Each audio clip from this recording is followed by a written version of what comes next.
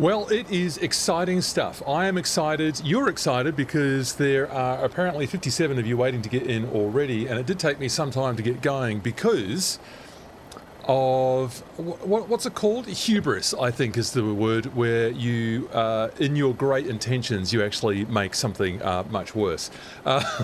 So I'll tell you more about that in a second, but I'll first say hello to people. Look, there's heaps of activity on the chat screen already, most of which was me apologising for the late start. But yes, so it's hello to Alaska Mooseburger, good to see you. Steerman, GL Pilot, who's up super early in Thailand. So great to have you along, GL Pilot, one of our community favourites, our resident geologist. But I'm also joined by someone very special today, so let's not waste any time introducing that person. That person is Miltech's developer, Dan. Hello, Dan. Hello, thanks for having me here. Oh, it's so great to have you along. So what was our very bright idea that we had about half an hour ago? Dan, why don't you tell the people? Gladly. Our bright idea was to get you a very cutting-edge build with even more new stuff on it, basically. Lots of stuff to show off, really. Yes. Exciting things like the EFB. So you've just added an EFB. From what I saw from your screenshot, it looks like you've put some things behind switches, so you've got some customizability in the cabin. So that's what we got going there. So we'll show people that soon. We might take a break halfway through and then let people see the newest new version.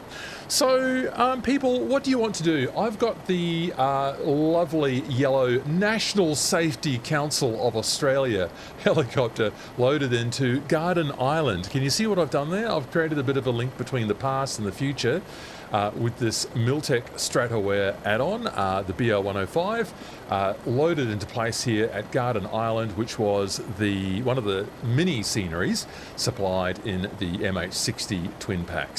Twin pack? 3-pack. Don't sell it short, Matthew. That had so many helicopters in it. But just one in this pack. Dan, let's have a little fly around initially, and then we'll get people excited about it. What to you is, you know, when you look at the exterior of this helicopter, Dan, what stands out to you? I think it's just quite a timeless design. The 105. I mean, they're still around today, aren't they, doing the airshow circuit, and they're a very, very popular helicopter. I suppose the standout things of it are obviously the shape. It looks quite different to something like the MH60. You have the rigid rotor up there, which is looking quite pretty here. You've got the clamshells at the back, so you've got, you know, tons of access to the cargo space. It just looks like quite a fast, capable helicopter, which is exactly what it is. It's quite a break from where they were at in helicopter design in the 1960s. It's kind of got this, I don't know, it's got a capsule sort of shape to it, doesn't it? If you look at the main fuselage, you know, well, this is a stretch version actually. So the version that's modelled in the upcoming pack is, I think, the Bo-105 CBS 5. Am I right about that? Correct. And absolutely correct. And one of the ways we tell that is that it's got this stretch. I don't know if you can see my pointer, but I'll just zoom right into it. It's got this little mini window there behind the cabin door there that I've just zoomed it right into there. And that sort of denotes that this is the stretched fuselage that you get in the CBS variants, right? Yeah, absolutely. It's the typical military versions were a bit shorter. I can't remember the exact length, but they didn't have that third row window. And some of the earlier versions didn't have the third row window either. But this one is the variant typically flown by private owners these days because there's more room. It was typically used by the medical operators, again, because of more room. And it's just arguably the better looking version of the 105. Yes, well, it's interesting. I sort of had in my mind that the aerobatic ones were actually the sort of the shorter fuselage versions. I don't know quite why I had that in my mind, because as soon as you go and actually look at any of those Red Bull helicopters, of course, it's it is the longer version. So I don't know quite where I had that idea from. Maybe there's some shorter ones still floating around in the sort of the aerobatic fleet. Yeah, so we'll have a look at some of the panel. We'll do a proper walk around later. The Agile Tic Tac, says Alaska Mooseburger. Yes, a Tic Tac. A little bit unkind, but there it is. Let's just fly around the cabin as well. I'll just have to fly through my avatar over there, and we'll have a look inside. And then we'll just go for a little circuit here at Garden Island. Oh, what's happened? There's a strange texture there, Dan. I can see the lovely acrylic effect on. It's got a bit of a hole in it there. Oh well. Yeah, we'll just zoom in through as it. is always the it's always the thing with still technically a work in progress. Yeah. So what is happening is I've got this all in it. I'll get this posted in now. I've just got this little got this on. What do you call it? A macro in my text chat here. So release price $32.99 US, and the release time is Friday the 22nd of May, 7 days from now. So that is when you are all counting down to the release of this helicopter. Miltech and Stratoware have created a portal at Bo-105.store. That's just on a countdown at the moment, just while they're getting everything set up. You've got lots of options for purchase there. You can purchase directly from the developers themselves, and some of your other favourite stores are as well. AnyBuild, SimMarket, FlightSim.to, Contrail, but not necessarily initially on the MSFS marketplace, Dan. Is that correct? Yeah, it is correct. It's just because of how things are handled with Marketplace. It's a little bit slower for ingestion, and we want to make sure, because of that, that the version that goes out on Marketplace is the very best it can be without people needing to do early day patching and so on and so forth. Yeah. All right, so just got a few people talking about a bit of choppiness there. So I think I've done all I can do at my end. I'll just pop into my settings and turn down a couple of... I wonder if this has put everything to ultra again. It has not, so that's not that. Just got people just sort of talking about me losing frames. So we'll try and get that sorted out. I am downloading in another window a pack that lovely Miltech Dan has sent me. So we'll see if that's actually completed now. I'm not going to load it in right now. We'll get flying with this just as soon as I work out what's going on with this lag, which is a little bit annoying. It could also be the scenery. The helicopter is very, very well optimized. We have umpteen levels of LODs just so that everybody can fly it at the speed they want to fly it and the frames they want to fly it. But I think with this particular scenery, it might be a bit hefty. Yeah, interesting. I've turned the object level of detail right down. It looks like that's reasonably happy. The screen that I'm looking at over there. I'll just kind of spin my wheels here just for a few minutes, just a couple of minutes, just while we wait, hopefully, for that to stabilize, so that we're not losing any of the good stuff for people. It's just a bit of a pity. It seems that I might need to be having a little bit of a look at my internet quality. Audio stream is fine. Video is a slideshow for me. Thanks, Red Dirt Nurse, for the update there. Good to know that at least the audio is working. So I'm just going to do a little check in my background here. I've got lots of background processes turned off so that it was hopefully not going to have anything like this happen. Just look at my performance over here. GPU is at 94%. Yes, I wonder if it might be the scenery, Dan. Well, do you know what? Yeah. I might fly out of the scenery. Good idea. So that's one way to fix it. So I'm going to do a very quick pickup here. I'll just put the input viewer on the screen so that people can see what I'm doing there. But is it okay? It's a bit big there, isn't it? I'll just change this around a little bit. Can I make this smaller? Yes, I can. So a little bit smaller still. There we go. That's all right. So one of the handy things, go on. just before you lift off, one of the handy things, you might want to move your window slightly left to where the EFB goes, because then you will see the mass moment indicator bouncing around. That is a good indicator of, I would say, quality of flying, but more stress that you're putting on the rotor head. Yes. So this is one of the special things about the... I'll just zoom right in there so people can see what we're talking about. The mass moment indicator here because we're talking about a rigid rotor system, what happens is that when we're on the ground, the helicopter can't sort of move off the rotor mast, as it were. And so this indicator here tells us about the stress. So if I push the controls while we're still on the ground, which is what I'm doing now, you can see that indicator is moving around. So we'll have a little look at, see what my flying is like when we get going. I'm still covering it up there, aren't I, Dan? So let's just maybe get this up here, or else I move it over to your side. Maybe we'll put that over there. Maybe we'll move that down here.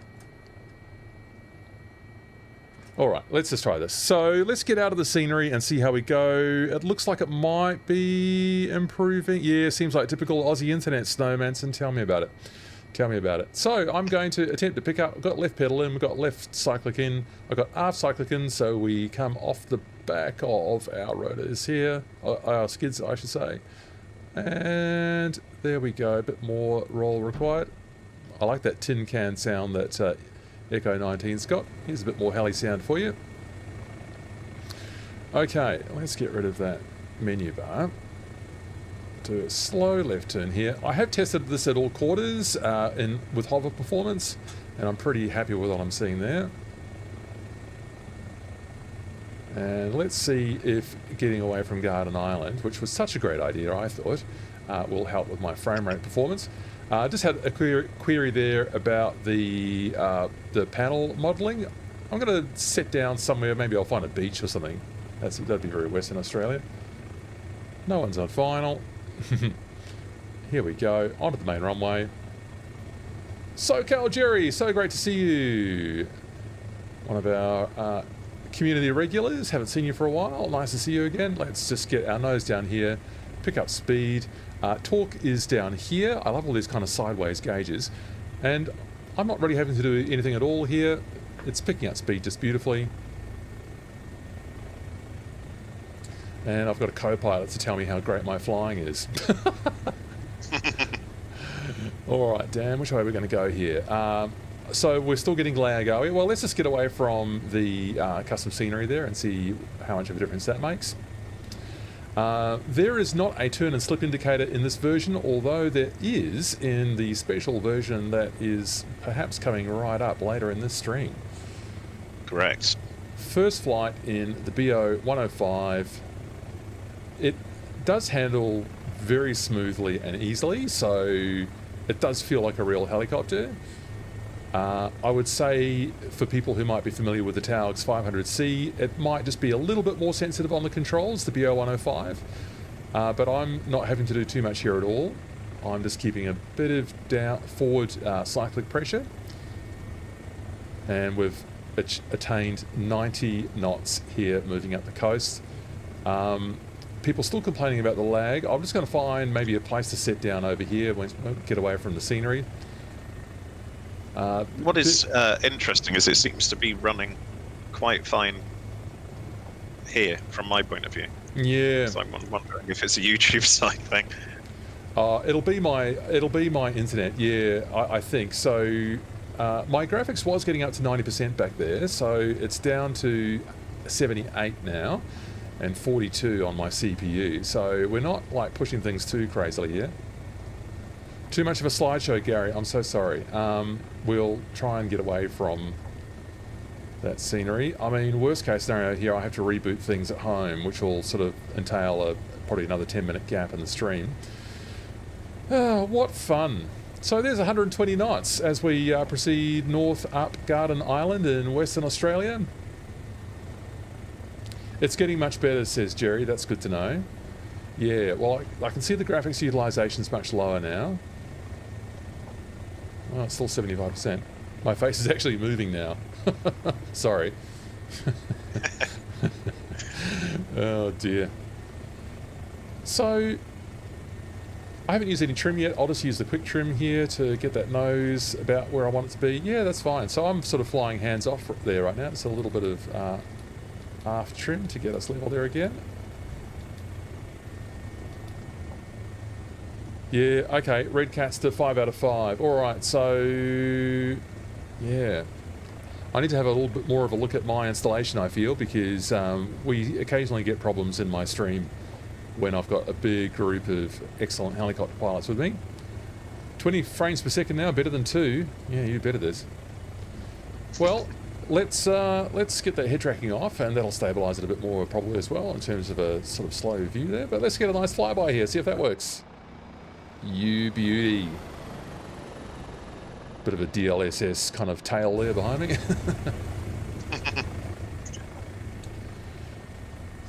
So, if that's stabilised there, people, why don't you start thinking of your questions for Dan. So, Dan, one of the questions that was asked earlier on in the stream was, does it work in career mode?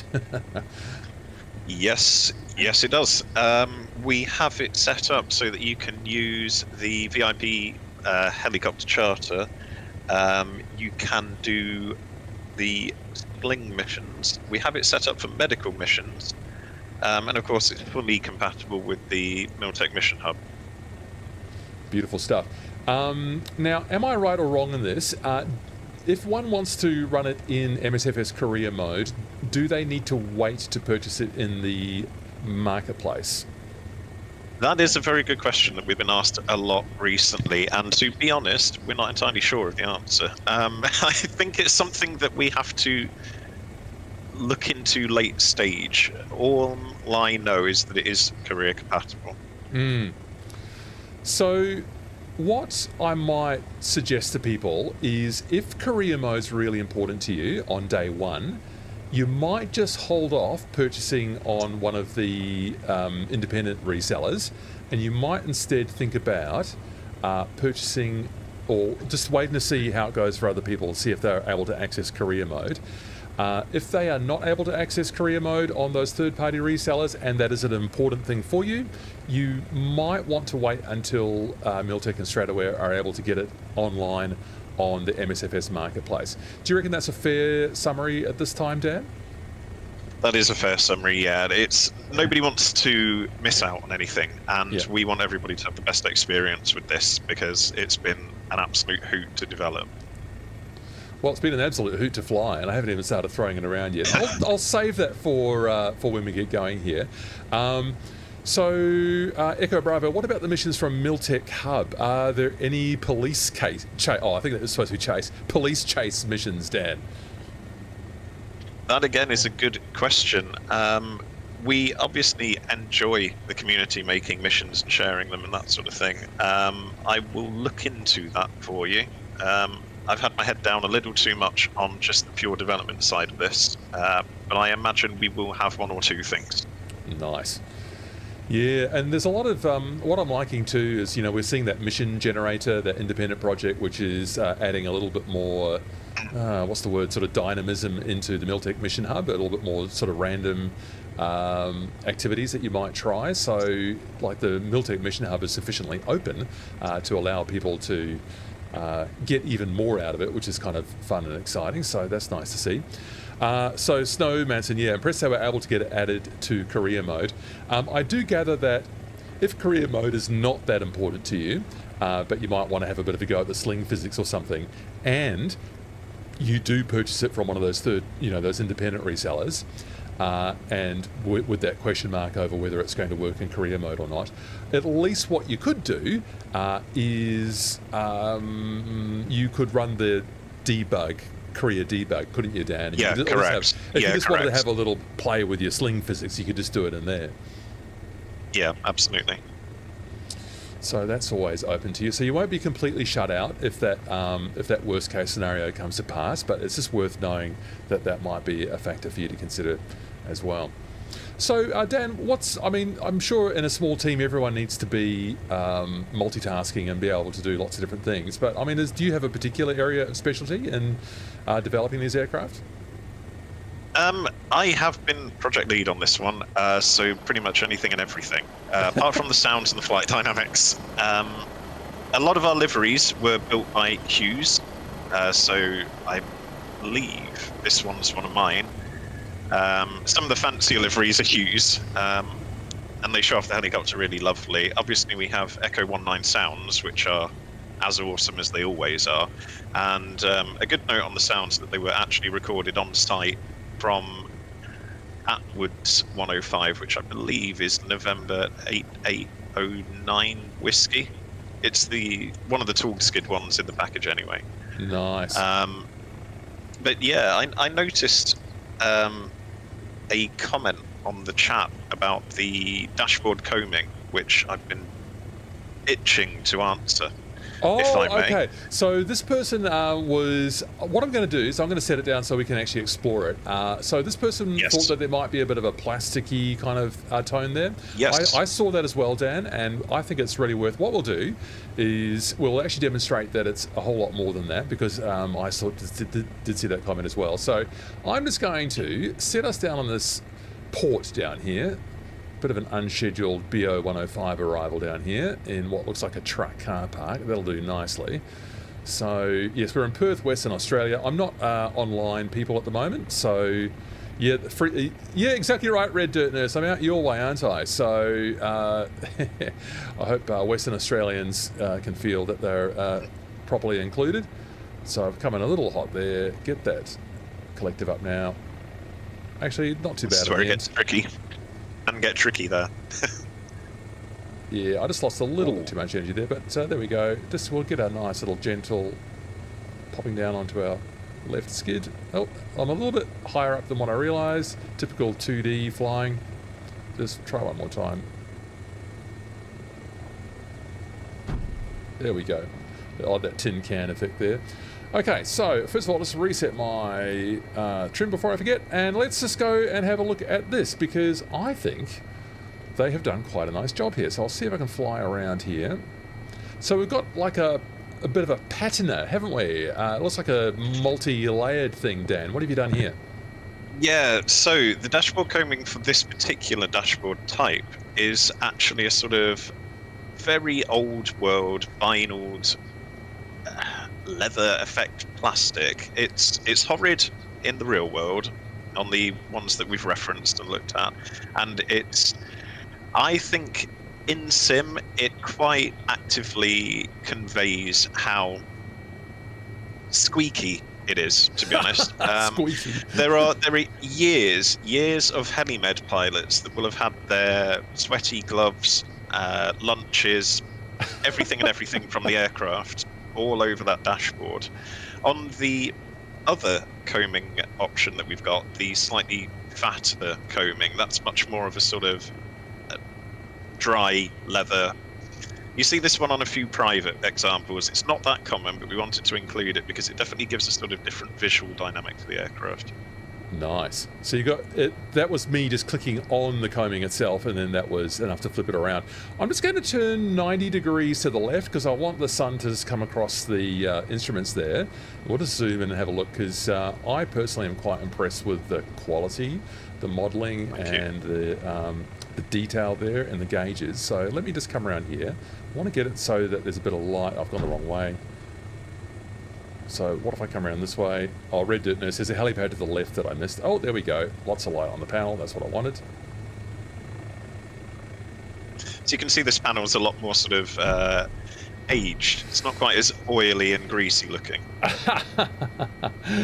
Yeah, and check out these gauges, people. So I'm getting right in there. These things are only, you know, an inch or two across, but the level of detail in here is really impressive. I'm probably getting a bit of shake there from chase plane, if that looks different to what you're used to, Dan. But you can see the dimensionality in the horizontal situation indicator there. Just beautiful. The sun catching the different layers of that there, and that reflection on the glass on top. So they've gone all in on the resolution in the gauges here, I'm pleased to say. So I think that's looking really nice. What was it like building these, Dan? More of a challenge than you'd expect, really. The resource gathering and actually looking at these aircraft in the field, they all have different panels. So we've gone with a sort of more modern medical layout and the modern medical gauges, or at least the ones that you'll find typically. But they are all prototypically 105 gauges, which is quite surprising with the Horizon. We've had a lot of comments about that, saying I think it's because some aircraft have a ball type horizon, whereas this one's got very much more the sort of thing that you'd find in a Cessna. It looks a lot more, I don't know, a lot more usable when you toggle the turn slip ball on. It's quite a challenge without the slip ball as well. Yeah, well, it's certainly, I mean, typically in any simulator, our challenge is, in flying a coordinated turn, is that we can't feel what the helicopter is doing. When you're in real life, you can kind of feel your guts going the other way. So, the turn and slip indicator or a yaw string become really helpful. So you get a beautiful, efficient turn where you're not losing speed. And so, Dan, what you've done since you've given me this version, there's another new one out, or new one that you've built internally, and that's got a switchable turn and slip indicator, right? Correct, yes. It's all configurable via the EFB, which we will hopefully see if the sim plays ball. Yes. So how are we going? So a couple of people, again, were talking about frames dropping. How are we looking now, people? I've got Restream telling me that I've got 12 kilobits going out, so it's allegedly quite good leaving me. What are people feeling right now just about the frame rate they're seeing in the sim? Is it okay? Just let me know in the chat there. It looks like it's all right at the moment. It's pretty good, says SoCal Jerry. Interior looks good. Yeah, I agree with you. Iluvik, is it? Thank you. Oh, Kane Music's smooth. Okay, all right. So it looks like we might have surmounted that difficulty. I've got no clue what that might have been. It's a bit disappointing. Of course, I don't want people to be disappointed when we come into a stream like this and it's all, working poorly. Okay, well, given that it is working perfectly, what I think we might do is hop out and we'll start looking. I'll end this flight, but what we'll do is we'll go into the menu and we'll have a look through some of the liveries. I know someone earlier in the chat was asking about police liveries. So, Dan, how does that sound? Yeah. Shall we just end this flight here? So we'll say farewell to Western Australia for now, and we'll find somewhere else to fly also.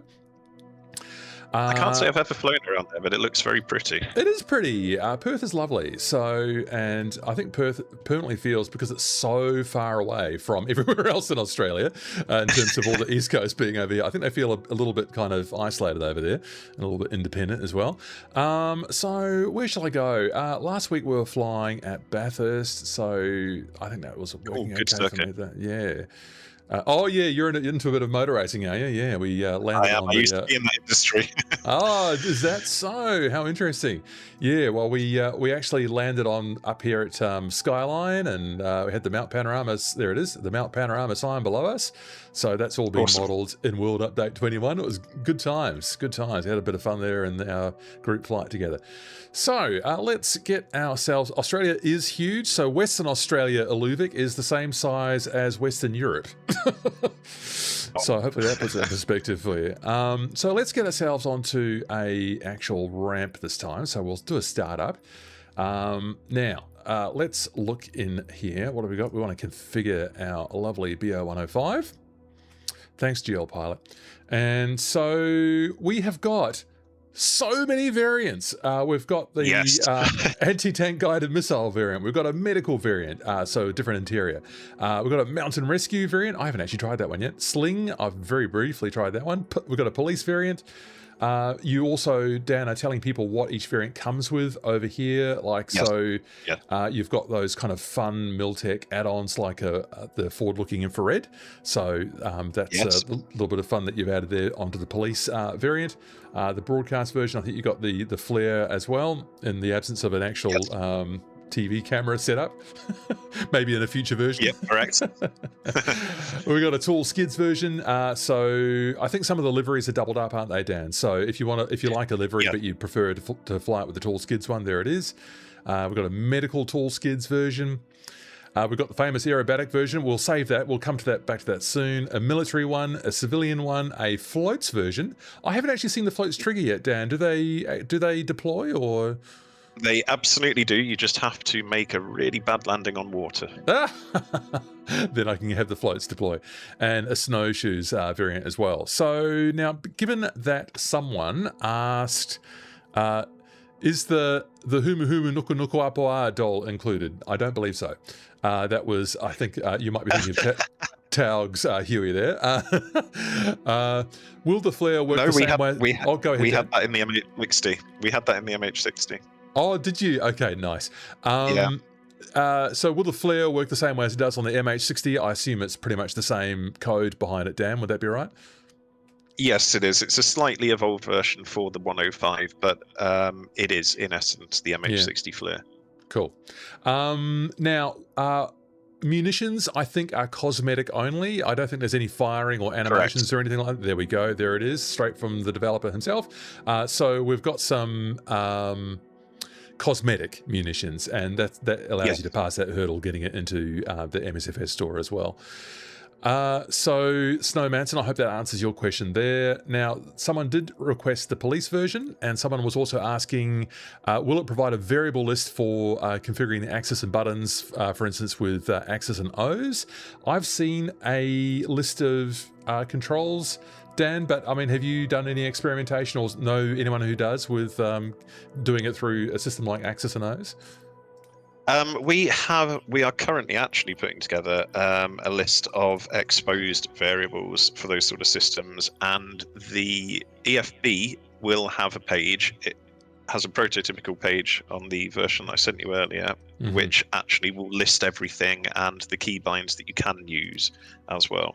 So we're trying to make this one very easily accessible for people, because we've heard those sort of comments previously, and going forward, something that we want to really get on board with.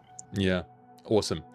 All right, so what have we got? We've got some Italian, we've got some Deutsch, we've got some British, we've got some British again, more British. LQ, where's LQ? That one... Is that Portugal? Argentina. Oh, it's Argentina. I'm so sorry. I'm so sorry. Oh, what awesome colours. See, I don't even know what all of these... but look at that awesome blue and black colour. I enjoyed painting that one. It's not the police helicopter that's in my heart. That's one of the many British ones, in case you couldn't tell. Of course it is. But it's... Yeah, some of these liveries were... a personal folly. I think we started off with a livery list of about 20, and I just did not stop. So you got about 50. You got more than 50 in the pack now, haven't you? It's absolutely out of control. Well, it's one of these things with the 105, and I try to say this whenever we talk about a new project. There is so much passion that goes into these things, and I think the 105 is a real... it shows everything. There's so much passion in here. I had to paint everything I saw. I had to make every difference that I saw, and we want to raise the bar with every project. Makes our work a lot harder, but it's always aiming up. Good. Well, raising the bar is what we want to hear, and I'm really impressed with what I'm seeing in the level of resolution in the deliveries so far. So, Iluvik, seems like the SAPS aren't there. SAPS. I'm not quite sure what that is. So, do you know what that we're talking about there? Okay, Dan, I'll let you have chef's choice on this one. Which, let's have a go at a police one. Do you know which one you'd like to choose? Oh, so this is difficult. No, you have to choose between your favourite children here. Yeah, I have to choose between my favourite and marketing point of view. It's South African Police Service. No, I don't think I've actually even seen any images of a South African one. We tried to pick some of the more popular ones. So you have like the Dutch Police, Hellenic Air Services, New York City Police is one that's featured in a lot of old school American photos. The Police Air Services one is an interesting one, because to any fellow Brits that might be watching the stream, the 105s were the prototype for the National Police Air Service. So it wears basically the same livery that you will see the EC-45s or 35s, whichever it is we use, wearing these days, but on an aircraft that existed before we had quite a nationalised air service. Right. So an interesting one for Brits then. All right. Well, let's. I want to get back into it, so let's get on board here. I'll turn those location markers off. Let's just do our little walk around. I'll have to take my feet off the pedals, otherwise I turn around. So you've got a big honking old searchlight strapped onto the front there. It could look like you could set fire to something with that searchlight. It's very bright. It's very bright. I don't know that I've got all of that bound yet, so I might have a bit of a struggle to steer that, but we might see if we can have a play with that. There's our flare module. I don't know if that's exactly what you modelled for the MH60, but that's what it looks like. It is very, very similar because the modern aircraft do use the same manufacturer, slightly different unit. It differs in size and power to the military units, but it is basically the same thing. Nice. Okay, let's start to get some of these off. Some nice tie downs there, and love that waving in the wind effect. We do have the taxi wheels. I think these are cosmetic only. You're not doing anything like a EFB kind of move forwards, move sideways, that sort of thing, are you, Dan? Not at this point. It's the same with the fuel checking. You can pull the fuel cap off, and we're sort of toying with what we can do with that at the moment. But there's no sort of flight bag refueling or moving of the aircraft. Right, there you go. So there's our little beautifully, lovingly animated fuel cap, complete with this sort of lovely sort of patina there on the surface of the metal. Let's get these engine covers off. So I had a go with this already. We don't have opening kind of engine compartments here, but we do have. I'll get this open. Was this the innovation? There we go. Was this the innovation for the Bo-105 to get these big old clamshell doors? Was this the first helicopter to have those? This lives on today, of course, with the 135 and 145. I believe it was one of the first, if not the first, civilian aircraft to have the clamshell and through loading. I believe. Yeah. I may be wrong. Almost looks like a sort of a Soviet shape, doesn't it, with those sort of big, wide, rounded sort of things. But anyway, it's great. It's great. I think I've accidentally put something back on, so we'll close those clamshell doors. The engine covers. Yeah, so we'll get those off, otherwise that won't be very good. And so, yeah, walking around the outside here. I'll do a fly around with the drone camera as well, people, and we'll just have a quick look at a couple of nice things out on the outside here. But I think I might have got on. I've got some pitot and static to do yet, so let's just come around here. Now, something I've just spotted which I really like, and let me see if I can just get it in the right light. Yes, about here. So you can just see, I don't know how you do this, Dan. Is this in the MSFS toolkit that they give you? But you've just got a beautiful sort of deformation in these kind of panels. It gives them a bit of a battered look. So I can just see in the pillars there, just as I move left and it's a little bit awkward with the walking around, but just see a bit of deformation in the panels here. It gives it a real beaten and used look. How did you do that? Weeks of effort and refinement. That was one of my finest hours on this project, I think. It leverages everything that the SDK throws at us, and then some that we've appended to it. But there is no turnkey solution to this sort of look. This is all in-house recipe, if you will. Nice. Yeah, well, I know that MSFS, you know, as time goes on, they make more and more things available to you. For instance, that lovely interpolation of the rotor blades. You know, every developer doesn't have to like make a new solution for themselves. They can just use the off-the-shelf one that's in the SDK. Yeah. So it's great to see people making use of that. Yes, and also, of course, your ingenuity in making this, you can't quite see it quite as well in that light there, but the panels in this look just fabulous. And look, you know, I know how much everyone loves to talk about rivets, so they find it, let's say, riveting, but these ones here, you're using, there's a new system for that now as well, isn't it, which is quite efficient in the rendering, I believe. Yes, so it uses decal systems for rendering. A lot of them actually are 3D. That's why you're getting, so on the door hinges, for example, and the larger ones on the airframe, we focus on the detail where it's going to be seen, and then use clever methods where it's not necessarily going to be seen close up. And that gives you a wonderful best of both worlds, as in it looks good and it flies well. Yeah. Yes, and the performance is all right. So just got a complaint there as well. I'm lagging again.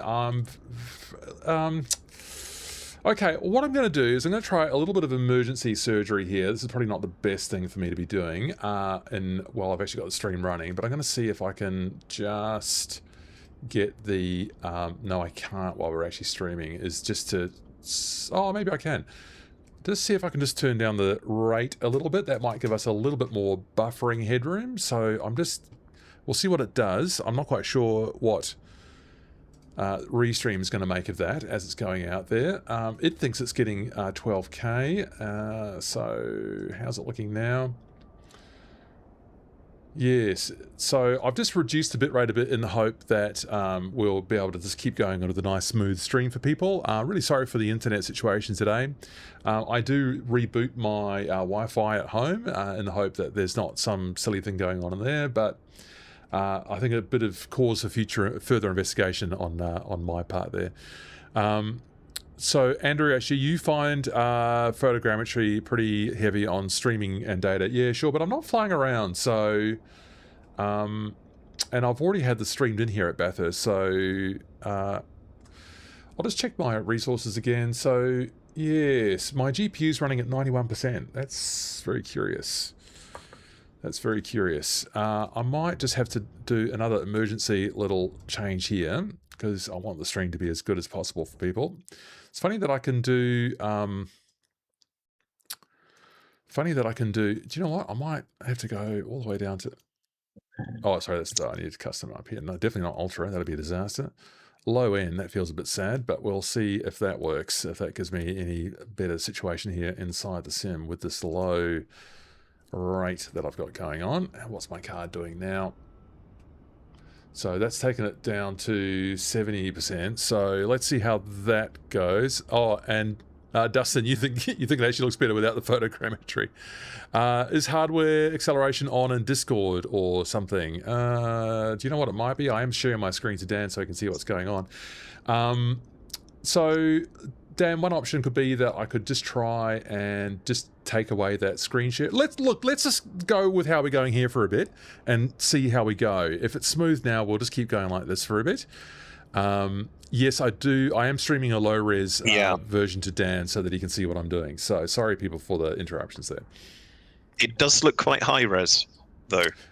Is that so? So you think maybe it's because I'm sharing my screen to you that it's doing that? Okay, that's annoying. I did specifically select the low res one, I'm quite sure. So let's see what it's doing there. Stream quality, 15 FPS, and you're going to get a very low resolution one now, Dan. 15 FPS, 480. So if that doesn't fix that, I don't know what will. So how's that for you, Dan? You're still basically seeing what I'm... Okay, much better now, people are saying. Yeah. Boy, yeah, good. Good. Boy, oh boy, what a pain. Okay, let's hop on board. So we've had a little look around outside. I'll just go and take us up and have a look at the rotor assembly as well, which is pretty special. Oh, of course, the police version doesn't have my views, so I'll just have to do that. Not FSR, chase plane. So a little bit more faff here. I haven't actually loaded all 12 variants yet, so I'm getting there. Yeah, it's pretty amazing to get a pack that's actually got that many variants in it. Like, what's the largest difference in between each variant, Dan? Is it just the sort of the internal configuration? It's a bit of both worlds, really.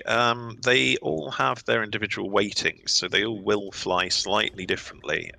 With the civilian ones, the tall skid and the short skid, you can dynamically load cargo, or with the EFB, randomly load cargo. That affects your payload weights.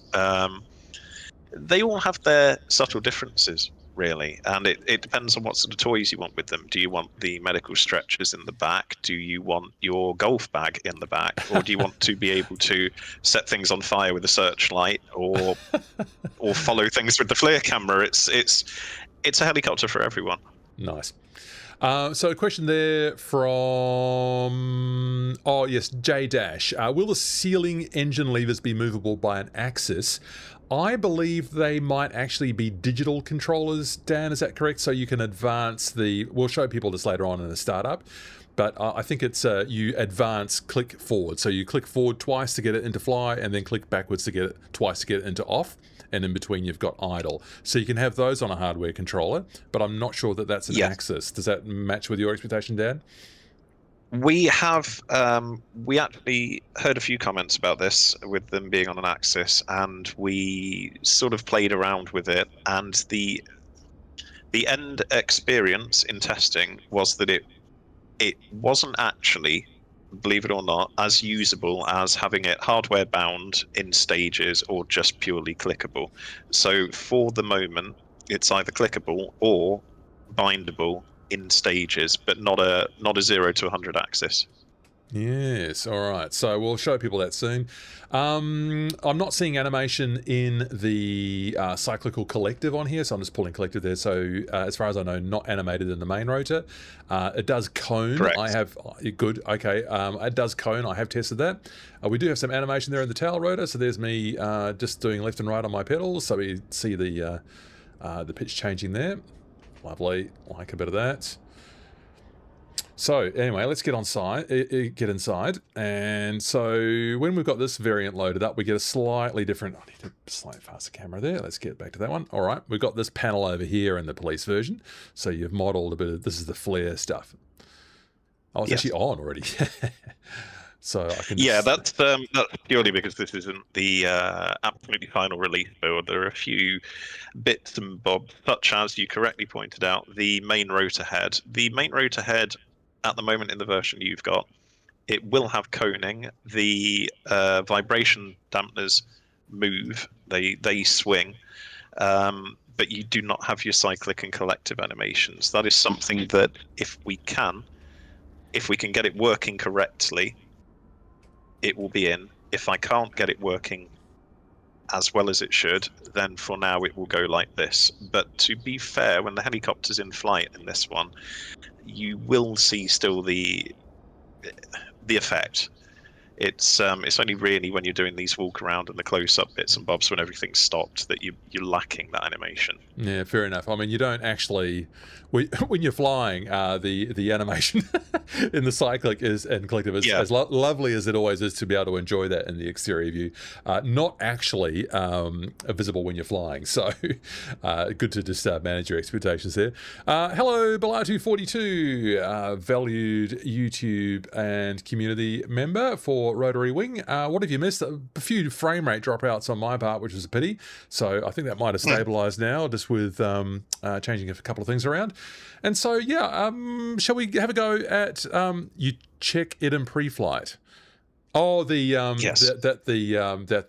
Yes. I mean, okay, fair enough, Bo-105, because you can see the shadow right now, and if I'm raising the collective like what I'm doing right now, we don't see any pitch changes there. So no. So yes, of course, in the real life, you would check that is all working. I can confirm that my controls here are working. The collective does lift, the pedals do move, so we can do that much of a pre-flight. But we at this stage we're not seeing animation in the rotor head or in the when we're shut down. Right then. So shall we run the checklist or shall we? What How good's your memory? Well, look, my memory is actually, I mean, you can start this up in 2 seconds, right? This is actually very easy to start up. So what I might do is brief people initially on what happens up here. By the way, in the version that I've got, we've just got some missing decals here. We don't have labels on the overhead. That's already been fixed down, I believe. So people will not get the missing labels. So what we've got up here is we've got 2 power levers in the Bo-105 and our twin engine helicopter, and we've got I can't move those until I use this release here. So we've got a guard. Once I push that in, then I can move the lever and the guard pops out again. So it means I can't turn the lever off while we're in flight. So that's what we were talking before about the control for that. It's not on an axis, it's on a switch. So you can advance forward and move the power control lever forward once you've got that released in as well. And I can't remember if I saw that on the list of bindings, Dan. The release there is presumably bindable as well, the guard. That is a good question. If it isn't, it will be. Okay, I shall make an... We've heard that from Dan as well. I did get Gabriel sent me a list of bindings, but I just can't remember if I saw that one on it or not. So that's what goes on up here, and so I could do a real quick startup. I think if I can summarize it real briefly, in the version that I've got here, the twin engine functionality is not fully modeled. I noticed a couple of things where the fuel pumps are not fully pressurized until you actually switch the engines on, which is kind of the wrong way around. But have you got any comments on that, Dan, about where you're at with your modeling for a twin engine or single engine performance in the machine? Yes, so we're still refining that at the moment. That is, it's very much 90% of the way in the build that you've got and you're demonstrating to the guys, but it will be refined. Excellent stuff. Good to hear. So in that case, I might just do a bit of a fast start, and we'll just test my memory. I'll probably get something wrong. Good knee. Hope it fits in your hangar. Really nice. It is really nice. I'm certainly enjoying my time with it. Coast Guard. Been waiting for this machine ever since their retired hours in real life. Were you the Coast Guard? Were you the one who commented earlier about the Canadian Coast Guard? If so, yes, that's a beautiful livery. So you'll be able to enjoy that in due course as well. So let's do the quick version of the start, see if I can remember it. We just need to get, we can just show people the external power unit. So we've got a two-way battery switch down here. As you can see, we've got BAT off and EPU on, which is in that position, and the other position is BAT on, EPU off. So I can bring in the external power unit like so. We saw a little bit of a blip there on the hydraulics, so I'll just pop outside again. No, I'll just pop outside again. There we go. And there's our external power unit. It was floating above the ground last time I saw it. Oh, it is still, so please forgive that. I'm sure Dan and the team will sort that out. That is fixed in your latest build. I see the cable runs through the searchlight there when it's in the way, so I'll just look away from that. So let's just put that power unit away, and that power unit's just toggleable with that EPU switch on here on the console. So I'll just switch that off now, and I'll bring the battery on this time. I'll bring a bit more sound in there from the sim so people can hear it. I don't think I need to do anything down here. We'll get that instrument lights on. It already is. We've got nice red kind of instrument lights here. So that works nicely during the evening. I did notice a couple here don't have lights in them, or the lights seem a bit weird. We can maybe demonstrate that later when we're looking. Yeah. Again, in the updated build and for release, they now have post lighting. They don't have backlighting, but they do have post lighting, which is realistic for these instruments anyway. You were saying, so that's good. Yeah. Yeah. Okay, so upstairs on the panel, we want our position light can go on, our anti-cols can come on, strobe light not fitted, and I've forgotten what this one is, cabin lights, which blaze with the heat of 1,000 suns, those cabin lights. They're very bright, but anyway, we'll leave that alone. I'll get all the fuel pumps on. As I commented before, I'm not noticing pressure in the system at the moment. So Dan said a few moments ago that this is all still being refined. So we'll see how that comes along. And I think, Dan, let's check the position of the power levers. They're both off. I think I'm ready to start. Shall we start with 1 or 2?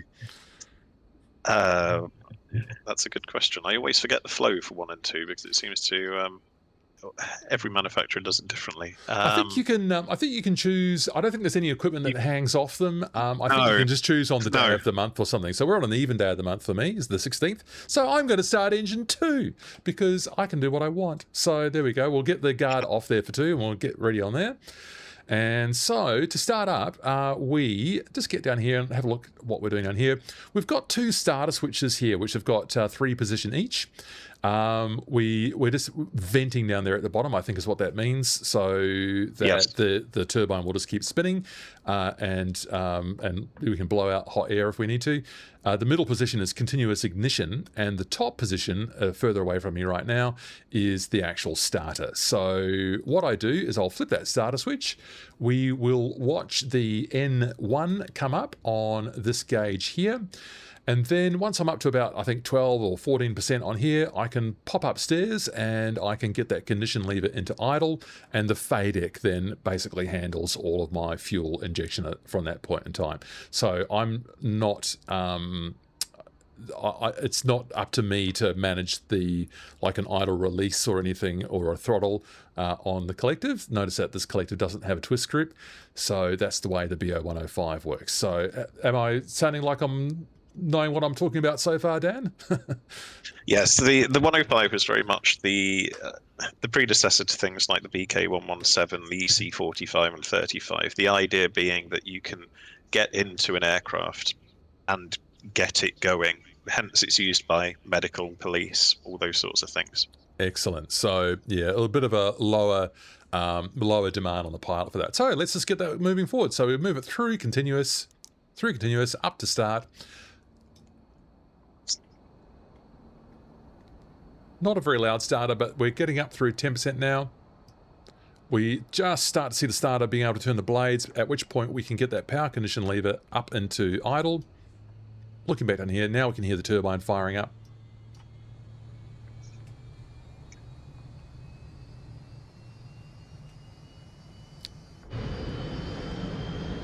Yes. Yeah, it's a lovely noise.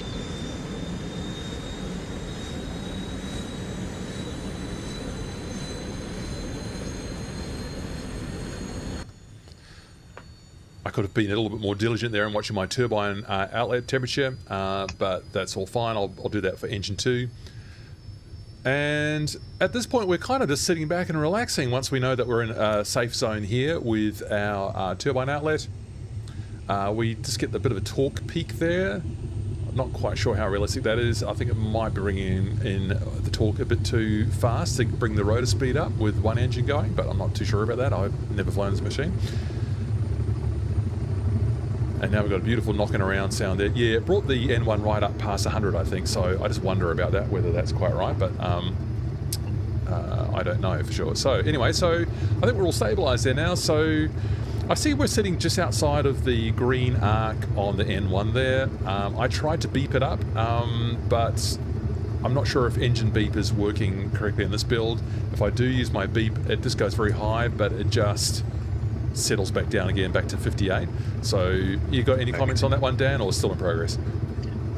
I would say it's still in progress. I'm just making some notes on the back of this. All right, no worries. It's always must be a bit hair-raising for a developer to actually see someone do this publicly. What are they going to do to my precious machine? It's good. It's honestly good. Yeah.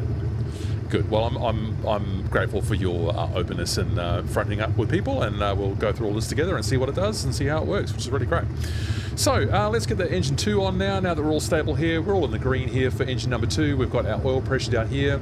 The R, I assume, is the gearbox or the sort of the rotor kind of assembly up there. So that's rotor gearbox. Yeah, rotor gearbox. Good.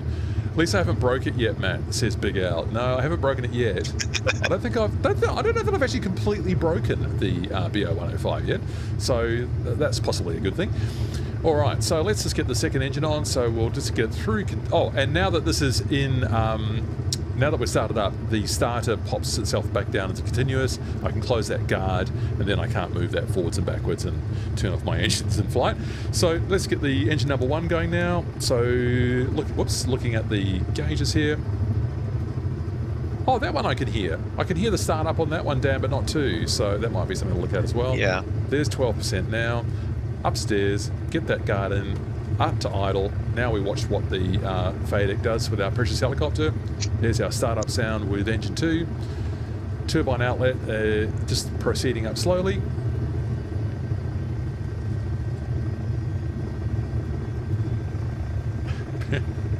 That wasn't a supporting comment. Don't worry, it's not broken. It's not broken. Baladu, what does the manual say for startup? Usually you fully stabilise the first engine at flight RPM to engage the generator to start with the second. Oh yeah. So Baladu, I've already I had failed to start the generator for 2. So let's get this generator for 2 on. You are 100% correct, Jeremy. I just skipped a step there, just operating from memory. And so again, I took my eye off the turbine outlet temperature, but I can see that slowly advancing now as it continues to heat up. Rotor RPM stabilized at 60. This is 3 needles up here, so we've got a 1, a 2, and an R on the N2 and rotor speed up here.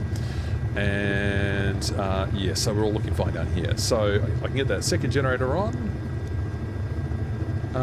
This switch, is that back in the middle now? No, it wasn't, but I don't know if I just rushed that and I'm just not monitoring the startup properly. But anyway, there is a checklist. I'll just show people that a checklist does exist so that people know I'm not just doing nothing here. So yeah, so we've got the full checklist up here. I've just sort of rushed through it a bit.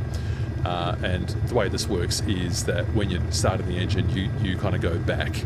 So it says you get to a point down here where you do the second engine and you just repeat the previous steps.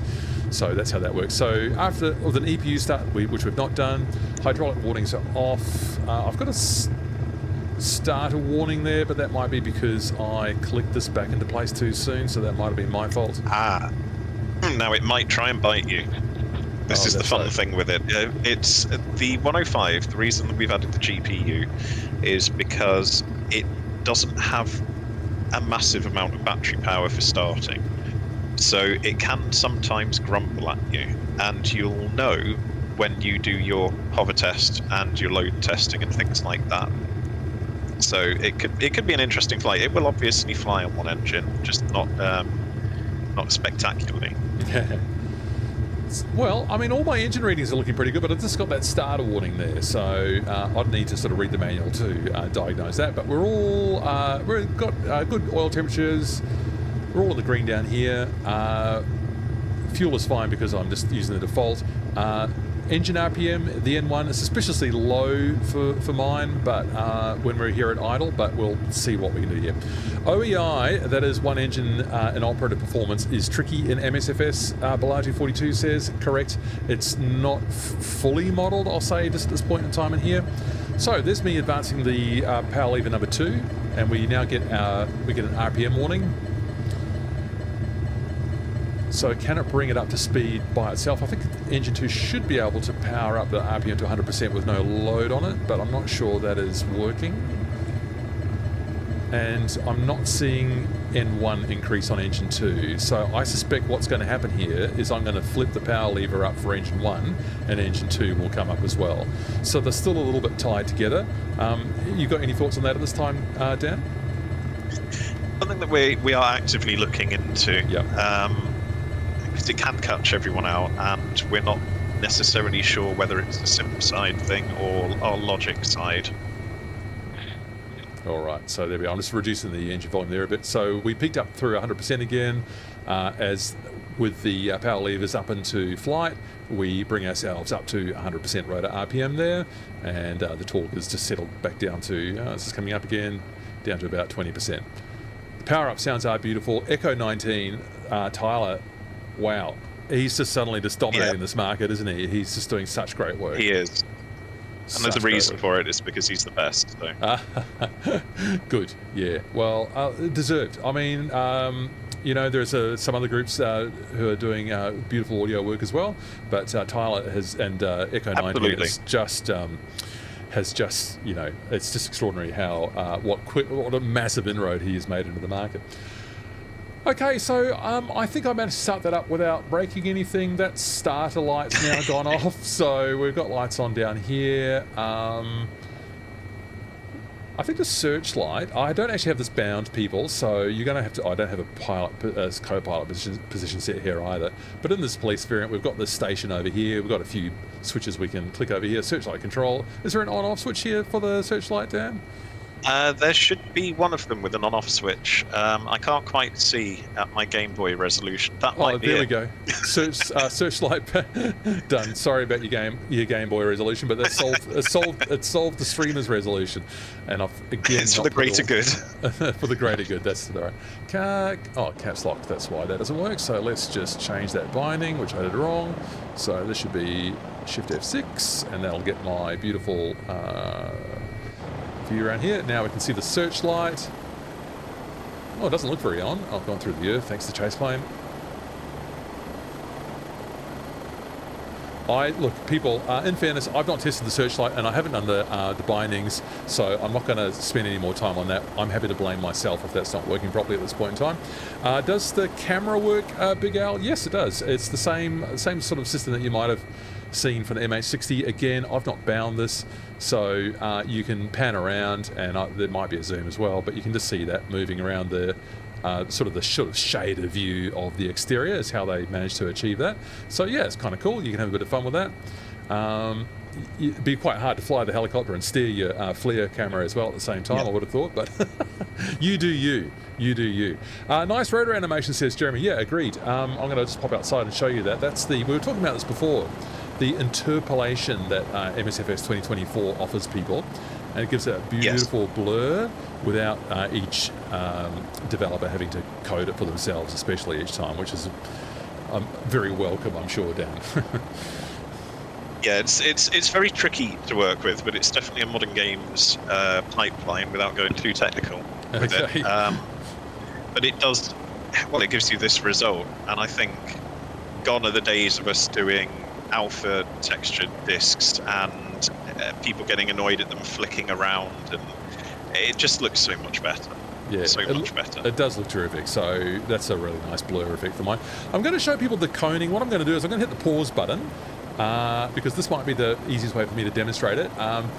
I mean, I've seen a bit of criticism in the past that Miltech doesn't do rotor coning in its helicopters, but what I've done is I've hit pause. I'm going to pull the collective, and you can just see them coning up there now. Look at that. So there's your coning blades, people. The Miltech has cracked it. So there, I'll do it one more time. There's your coning effect right there. So I'll just unpause it now. Yeah, so good work, Dan. Thank you. All right, so where's my wind coming from? Have I got my info bar set up? That's my usual cheat for this. The type, I haven't typed the type in. Let's put B-105 in there, or is this actually not working because I restarted the sim? It might not be, so I might just close my stream flight, which sends the data to the info bar there for people, and then we'll just do this. We'll find a windsock and we'll just do some turns about the mast, and we'll just see how that performs, because I think it's actually flying quite nicely. Stream flight, and we'll just get this started up again, and I'll get that type in, which is B-105. We'll give it its full on it. And how's that got? Has that got onto my stream now? I was looking at the wrong screen. Well, it's certainly there now. So, wow. Have I got real weather in here? Maybe I don't. I'll just check that as well. Let's real time, live weather. There we go. That might be a bit better. And we'll just cheat with the comma key there. And we might treat Dan for a bit of a flight down to Mount Panorama, which is what we did on our stream last week. Winds from the southeast at 4 knots, so not very strong winds to check, but let's see if we can just find a windsock and let's do a bit of testing here. Get that landing light on. I've got that on a bind. The landing light switch is down there on the, isn't it? On the, yeah, you can just see it moving there on the collective, so that's where that is. I've got it on a key. So we want, let's get that annoying input viewer. I mean, I'm actually very grateful for the input viewer. Let's get that in a place where it's not going to be too much in the way of other stuff. So we'll just get it over Dan's head. So that's where we'll put it. A little bit more. I have to do this quite manually. There we go. All right, so I think that's working. So let's try a gentle pickup. With 4 knots of wind, the wind's is coming from my 11 o'clock right now. So aft cyclic. Left pedal in, and I'm looking out to the tanker there in the distance, and we're just going to do a gentle pickup here, hopefully.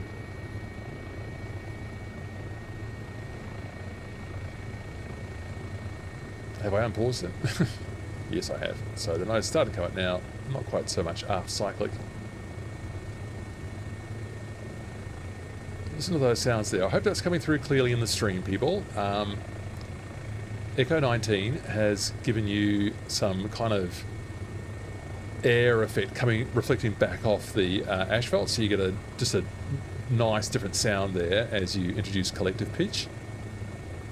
And he's done something beautiful with the main gearbox as well. It might be more audible when we get flying, but it's quite variable in pitch, and you can almost tell how fast you're going or how much stress you're putting into the rotor system just from the sound effects that Tyler's put into the main gearbox. So it's good work, isn't it, Dan? It sounds beautiful. It is, and it's the result of many, many hours and many, many microphones all over, inside and outside Roman Atwood's 105. So. Oh, that's amazing. It's great to have that real authentic touch, isn't it? So there we go. It is. I'm finding that reasonably easy to hover. It's, I would say, a fair challenge. I would think that, and, you know, I'm not saying this, you know, I don't want to put Dan on the spot or anything. I would say that Taug's Hangers 500C might be a little bit easier to hover than this one. So the difficulty level slightly higher, I would say, just to hover the Stratoware and Miltech 105, but I would also call it a fair challenge. And so as you can see, the behaviour there is we've got that left skid hanging low, and you can see a bit of roll in the artificial horizon and on the actual real horizon. So that's correctly modelled. And I'll just do what I would expect if I put in a bit of left pedal now. I'd expect us to lose a bit of height. We're losing height anyway, so I'll just wait for it to stabilise there. And we'll just do a 90-degree turn to the left, and we expect to lose a bit of height because I've taken torque away from the main rotor. And it's actually come up. I wonder if that's because I'm going to the wind now, and I might just be getting a bit of free lift there. It might start to settle down again now. So I'm calling that, even though it didn't quite do as I expected there, I'm calling it reasonably effective. And let's check the ground effect. The ground effect seems very weak in MSFS 2024 at the moment. It affects all helicopters, but I am getting cushions there. Yeah, have you found that as well, Dan? Have you? You're not quite satisfied with the ground effect? I think as overwhelmingly good SU5 is, we are finding a few tricky bits to deal with. I'm not in a position to say anything more really. It's tricky for every dev out there, but this is certainly a different helicopter to fly than, say, the MH60. You have zero stability aids, and it's very much more hands-on. You're making it look very easy, to be fair. Sorry, I cut you off. I mean, I love the fact that it's a manual helicopter, but then I cut you off. Yeah. So you're making it very easy. Sorry, you said, Dan? Yeah, you're making it look easy. Well, I'm just letting the helicopter speak, you know. I'm trying not to do too much. As you can see with the input viewer, I mean, I'm not quite holding my position perfectly. It's a bit embarrassing in front of Jeremy, who's actually very good at this. But then again, Jeremy gets to do it in VR. I always stream in 2D because I think it's better for the viewer. But it's always easier in VR to do this kind of stuff. So I think we're back to our starting position there. And yeah, I'm just doing very gentle movements on the stick. You can see the input view is hardly moving there. We've got that nice left skid low effect there, which is correct. Now, in terms of, well, that's the translating tendency. So if I need a bit of left pedal in the whole time, as you can see. If I were to centralize the helicopter, you'll see that it drifts to the left because of the tail rotor pointing out that way. So that's correct as well. Translating tendency is working correctly. And that's why we get that left skid hanging low as I correct it with a very gentle amount of left cyclic. So that's all working correctly. So I'll just try and get to a couple of comments there. I'll just set it down actually so that I can just deal with your comments. It's quite hard to do both, Dan. Especially hovering, I can cruise and read the text chat, but I can't hover and read the text chat. It's very hard. All right, so. Oh, sorry. So Iluvik was asking about the left skid low. Hopefully I've now explained that properly. Big Al, it's always good. Harder the better. Yeah, that's good. Change the relative airflow speed. Yes, was that a sound comment? Mr. Ian Speed, thanks for the explanation. First time I've ever seen that. Didn't see it in the real Huey. Even my missus noticed it. What was that? The translating tendency? Flying the real thing helps a little, Balatu. Yeah, you're very polite.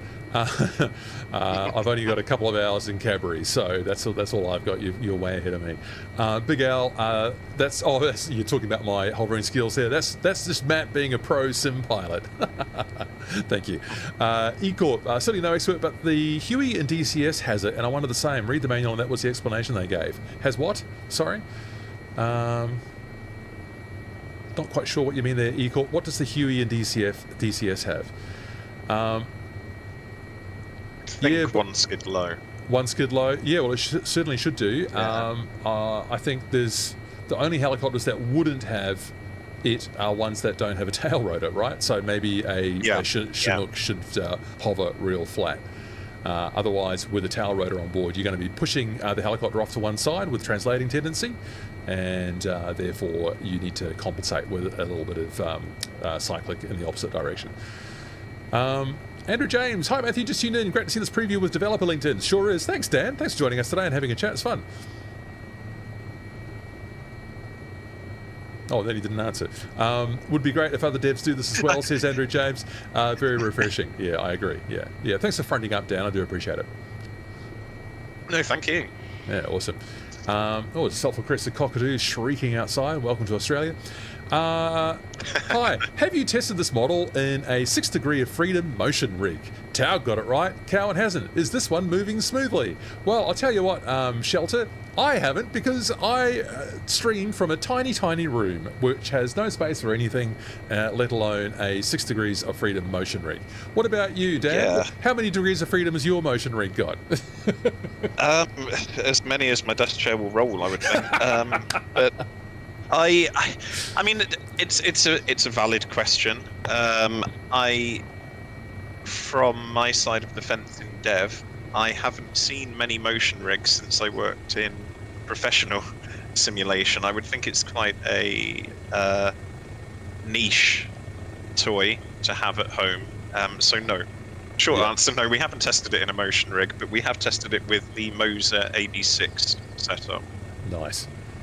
Oh, I'll invite you over, says B6S4 Shelter. It changes everything. that. I'm sure it does. The thing Yeah, is I'd love then I'd be buying more lottery tickets, Dan, if I get addicted to motion. Yeah, absolutely. Indeed. And fair comment there from Below 42. Council actually hasn't released any 2024 specific helicopters yet, so the jury's still out. Fair point. Now, this windsock, unfortunately, also has some hoo-ha over there. So I wonder if there's another windsock at Bathurst, because I'd like to be able to fly around it to do some testing. So I'm just using my lovely Bo-105 here to do a little bit of reconnoitering at the at Bathurst. This is, of course, the role that the 105 was used for in the real world, with the German Here is Fliegerwaffenschule, and the army used them for recce missions, anti-tank, light patrol, all that sort of stuff. Oh, we've got Simblitz on board as well. Howdy guys, hi Simblitz, another excellent YouTuber, good to have you along, fellow Aussie. G'day mate. Excellent stuff. I can't find another windsock. What I was going to do, I'll just do kind of a half of one. I'm going to come over on the other side of this one, and I'm going to turn up the wind, and we'll just do a little bit of testing with the tail rotor, and hopefully I can demonstrate to you that it's flying pretty effectively, realistically, and then might just do a quick run over to Bathurst or Mount Panorama just for a bit of a laugh, and Dan can reminisce about his old motor racing days. You're not the only one, actually. There's I've got a community. I won't out them now, but I've got a community member too who works in that field. So must go It's hand in hand with a surprisingly bit similar. Yeah. It's surprisingly similar to flight sim. You get not enough hours in the day, basically. All right, I'm going to set this down here. We'll do a couple of turns about a point, which is that mast.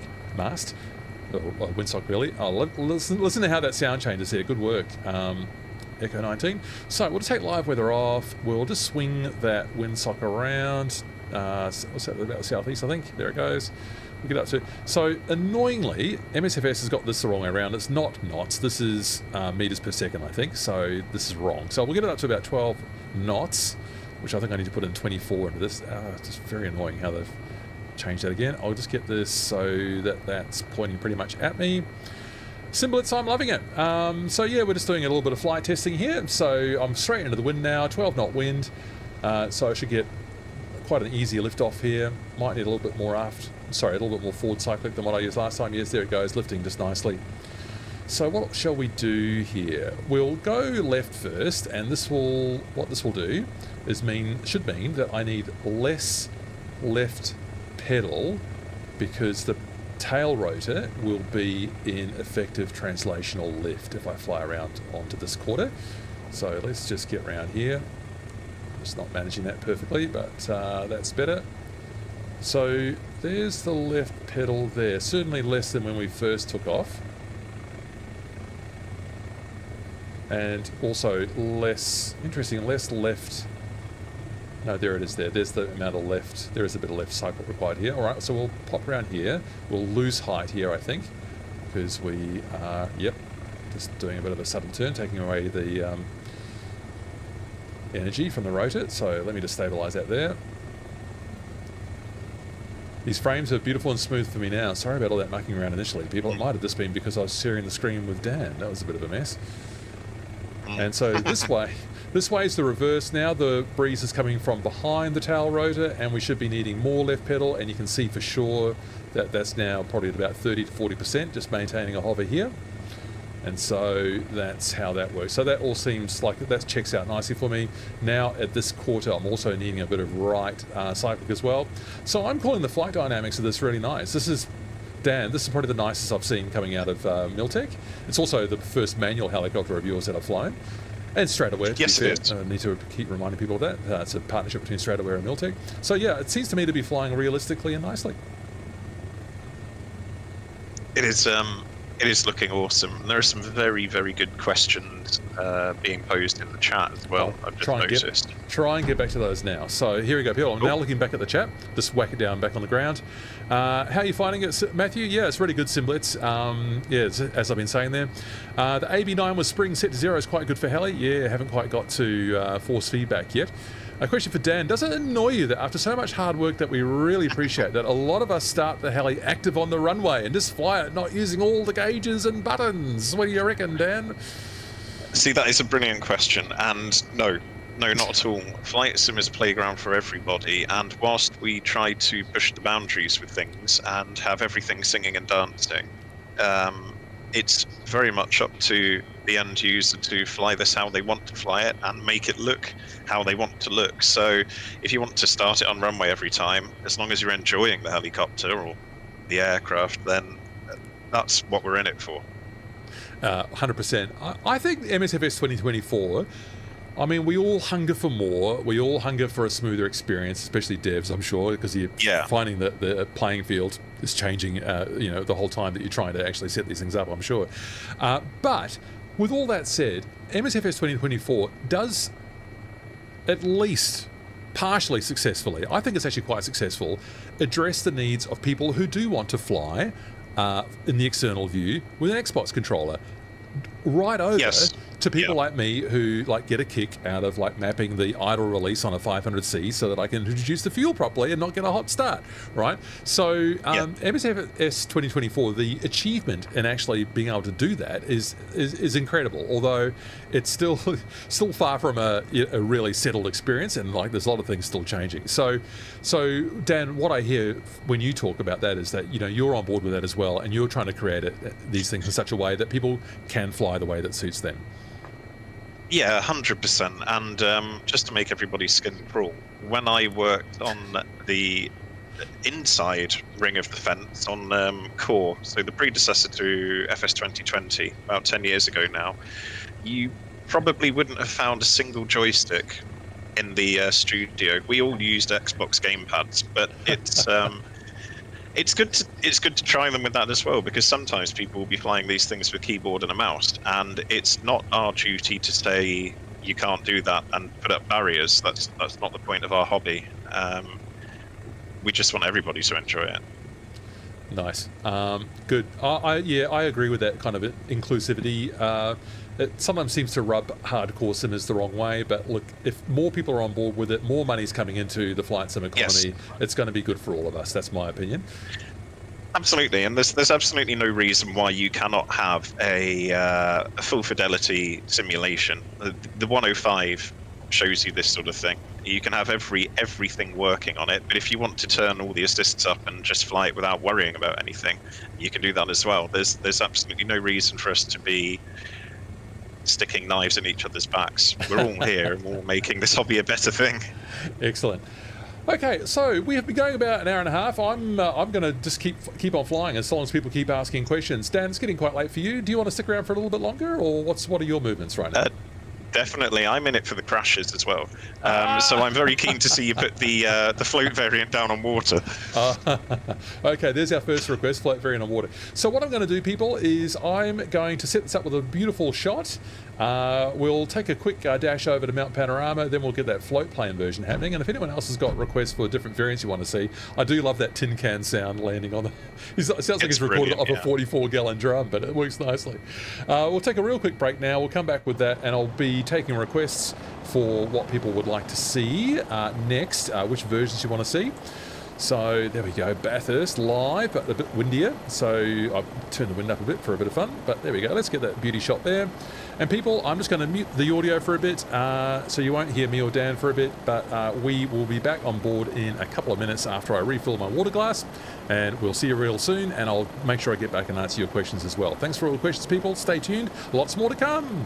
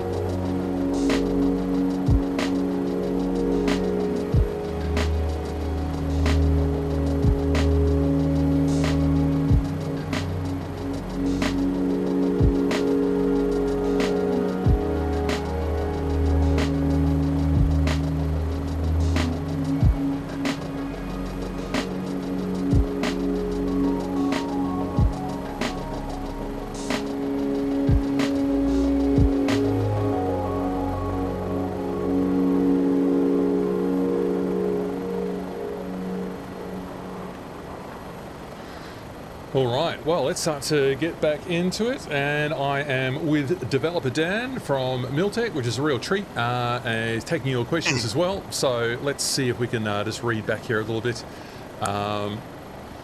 We had a bit of chat there about force feedback. Yeah, really up to the hardware guys, not the sim yet. They should collaborate. Yeah, I agree. Shelter, I think force feedback still feels like it's new, even though, of course, it's not. It's been around for years and then sort of went into abeyance for a long time, didn't it? And I think people are starting to work on it again. It'll be helpful when there's a bit more agreement over what the directions are.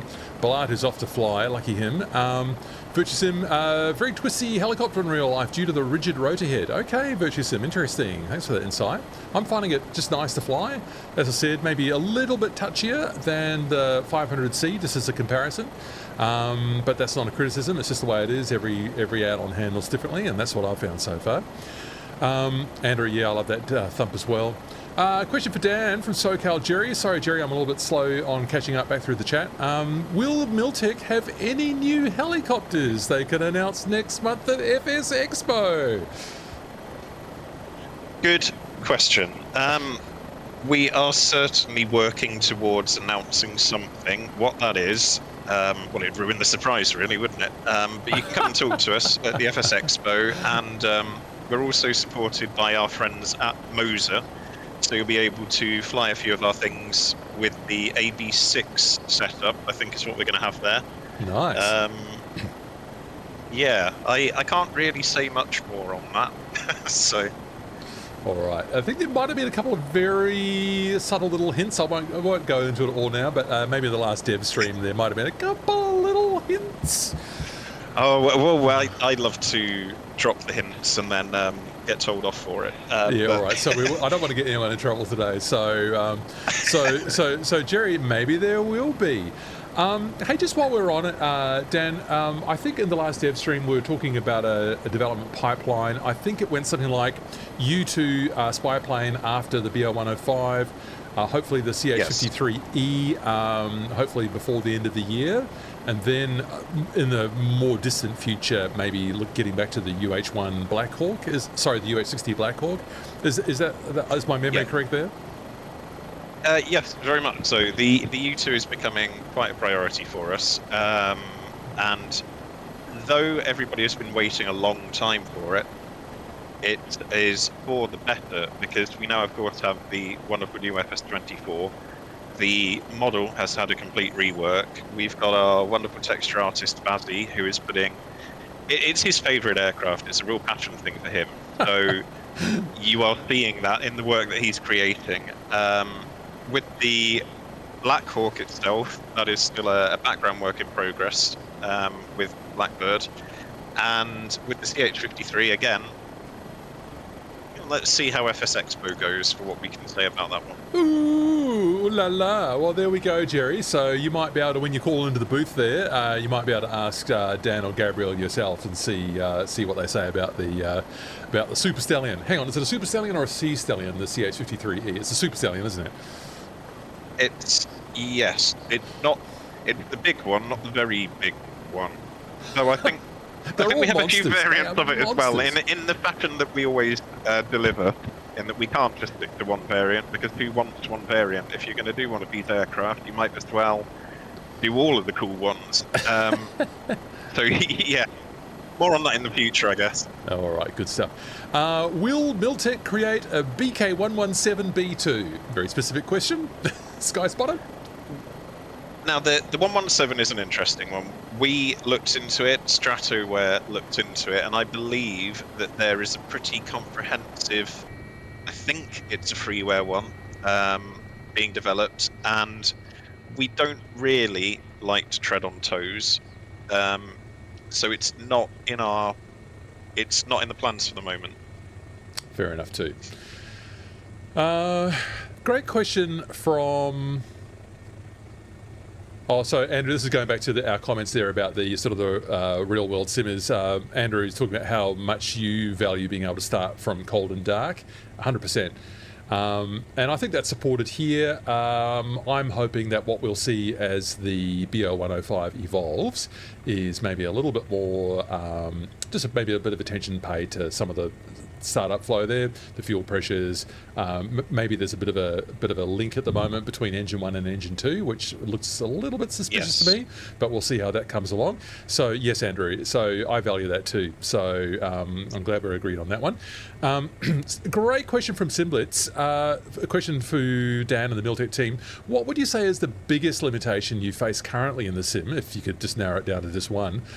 Limitation in the sim. Biggest limitation in the sim. In terms of, I mean, I've worked engine side, so biggest limitation in, I'll throw the question right back at you. Biggest limitation in what sense? Are we talking in terms of getting a project rolling, or what we're working with? I'm going to guess that it's probably more in terms of maybe your ambitions for the effectiveness of your aircraft add-ons. Yeah, it's a very tricky question. There's too many. Yeah, I mean, the engine is, yes, it's tricky, but it is absolutely wonderful to work with. It's much more, FS24 anyway, is much more of a modern games pipeline. So if you put in the knowledge and the work, then you get the results that actually leverage the engine as they should. That's not to say it's not a tricky engine to work with, because it is. It's at its core, it's flight sim like we've known it for however many years. But I wouldn't say there are too many bad things. What we like to do at Miltech is to attack these problems head on. If we find that the sim's not doing something, we try and find ways around it. We always try and work natively, because we don't want users to have to rely on out-of-engine utilities or have to set up controls in a certain way just to get a certain result. Again, this goes back to our ethos of things being open for everyone and accessible.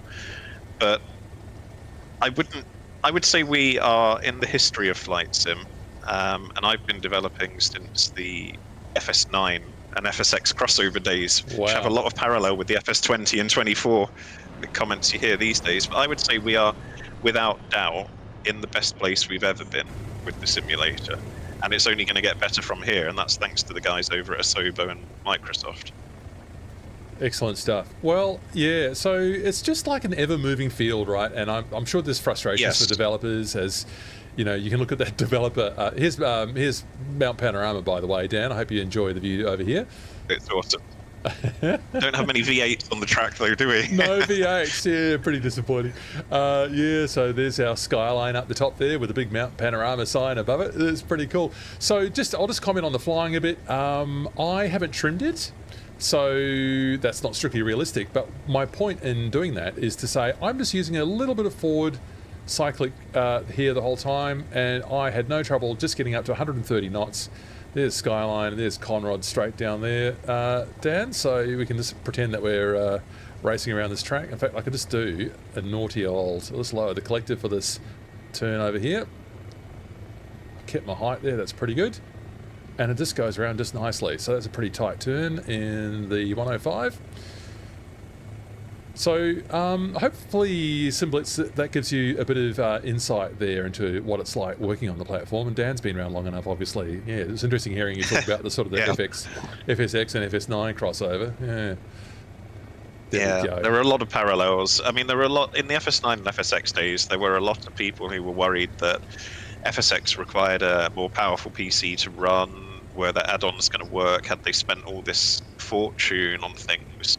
And I think we're seeing that now with FS20 and FS24. There is no doubt in my mind as a developer, and like I say, I've been in flight sim and commercial games in the industry for a long time now. It's a great engine to work with, and it is, sorry guys, it's a better engine to work with than FS20, which is being reflected in a lot of devs' plans for the future, I think. But yeah, we're definitely in a good place. I mean, look at it for a start. It's a great looking thing. It sure is. I think I might have turned down my detail in my panic earlier on with the stream falling apart, so I might just I think I can safely turn some stuff up now. So how are we going here with the chat comments here? Yeah. Oh, okay. VRS and auto rotation. I can show you that soon. Not. Okay. I'll show you rather than tell you. Great answer, says Simple. It's always interesting hearing so many different developers, the inputs of working internally on projects. Yeah, absolutely. So thank you, Dan, for sharing. Question from Big Al. Dan, will we be able to purchase this from Miltech direct as well as from the marketplace, as I rather buy direct from the dev? What I'm going to do is I'm just going to just paste in that text again. Yes. So you've got all the choices there. And are you able to speak to that at all, Dan? Like, why is it important to you to be able to offer it across the different platforms and not go exclusive, let's say, on the marketplace? I mean, putting my simmer head on rather than my developer head on, and without necessarily drawing battle lines in the sand, I have the same concerns about where I buy my add-ons from, and the same concerns about who gets what. Am I going to get decent updates and so on and so forth? And I think that's, I wouldn't want to say unique, but it's certainly a concern for all of us on the team, because we also love flight sim from a flying perspective. So we try to offer it in as many places as we can. Yes, for exposure, but also for the fact that everybody wants it in different ways. Some people love the marketplace experience. Some people don't like the update speeds. So yeah, it's very much horses for courses, but we try to cover all bases. Excellent stuff. All right, well, you got all the options there. And I'll just repeat something I said very early in the stream, just in case we've got new people in now. If career mode is important to you, you might want to hold off buying on day one, because there's not full certainty yet whether the third-party retailers, whether their versions will be fully career compatible. You'll still be able to go in with the career debug tool, but you might not be in that full career experience. And it might just be sensible to you, if that is really important for you to have career mode compatibility, might make sense for you to just to hold off for a few days, just to find out what people are saying and what the experience is like with those third-party resellers. And their compatibility with career mode. What we do know with a bit more certainty is that if you do buy through the marketplace, I think the career mode functionality becomes a bit more assured, but it won't necessarily be on the marketplace on day one, because that's a whole other process. So is that a fair summary, Dan? Did I get all of that right? Yeah, it's very fair. The helicopter is set up for career mode. We know it works. We've run the tests. We've flown it in debug career mode, and of course we have the ability to fly it under mission hub, Miltech mission hub as well. What I will try to do for all of the people watching is get you a definitive answer before we release, because, you know, once again, we want everybody to be able to buy it day one from wherever they want to buy it from and have full functionality. But obviously some things we can't control and no devs can control. So fair enough. Oh, good. All right, that's a fair answer, I think. So, trying to catch up with all the comments. Stingray, oh, so you two questions. Still in the works with you all at Miltech? Yes, it absolutely is. Dan talked about that before. There's a lot of work happening, I think Dan said, to get it up to 2024 spec, and there's a lot of excitement in the team. So I think you can look forward to that one coming next after the Bo-105, unless there's a surprise up someone's sleeve. But anyway, we'll see about that. There are surprises everywhere, but the U2 we're hoping to talk a bit more about, and hopefully we'll be at least able to show something at FS Expo. Shelter, Stranger Things crash, not correct in VR. Can't imagine career mode as a solid experience 1 year on. Yeah, depends. It's like it's reasonably light experience if you're like a full, if you're a serious sinner, but you know it's still popular. People always ask me, are things compatible with career mode? So there's interest. People still like it, even if, I mean, I personally spend very little time in career mode, but there is interest out there. So yeah, as Fretless there is saying, yeah, great, we'll love to use this in both Korea and with the mission hub. So you got all the options there. Great work, Dan, says Kane Musics. There you go. So, thank you. All right. So I had a question there about flying inverted. So what should we do? Dan asked about. He wants to see the crash. Wants to see us crash into the sea with a float variant. I'll have to set up my views again. I think the aero one. The aero one is a good one to throw around, and of course there is a correct Kiwi paint job for it. All right. So we'll do some aerobatics as well. So it could have flown across. Let's do our floats quickly first, then we'll do aerobatics. We'll just ratchet up the drama. I believe there's the Canadian Coast Guard variant in this one as well. Oh yeah, so there we go. So one of our Coast Guard person is still online. Here is your Coast Guard helicopter. Isn't it beautiful with the floats as well? So we'll save that. And where will we take off from? I'll go up to the west coast up here, and there's a couple of nice little spots here over water. Stuart, that'll do. Why not Stuart? The Canadian Coast Guard paint is one of our premier hues paints as well. It's a very proud paint. Excellent. Well, we'll have a little look outside. I'm just going to take off with everything started up so we can get moving.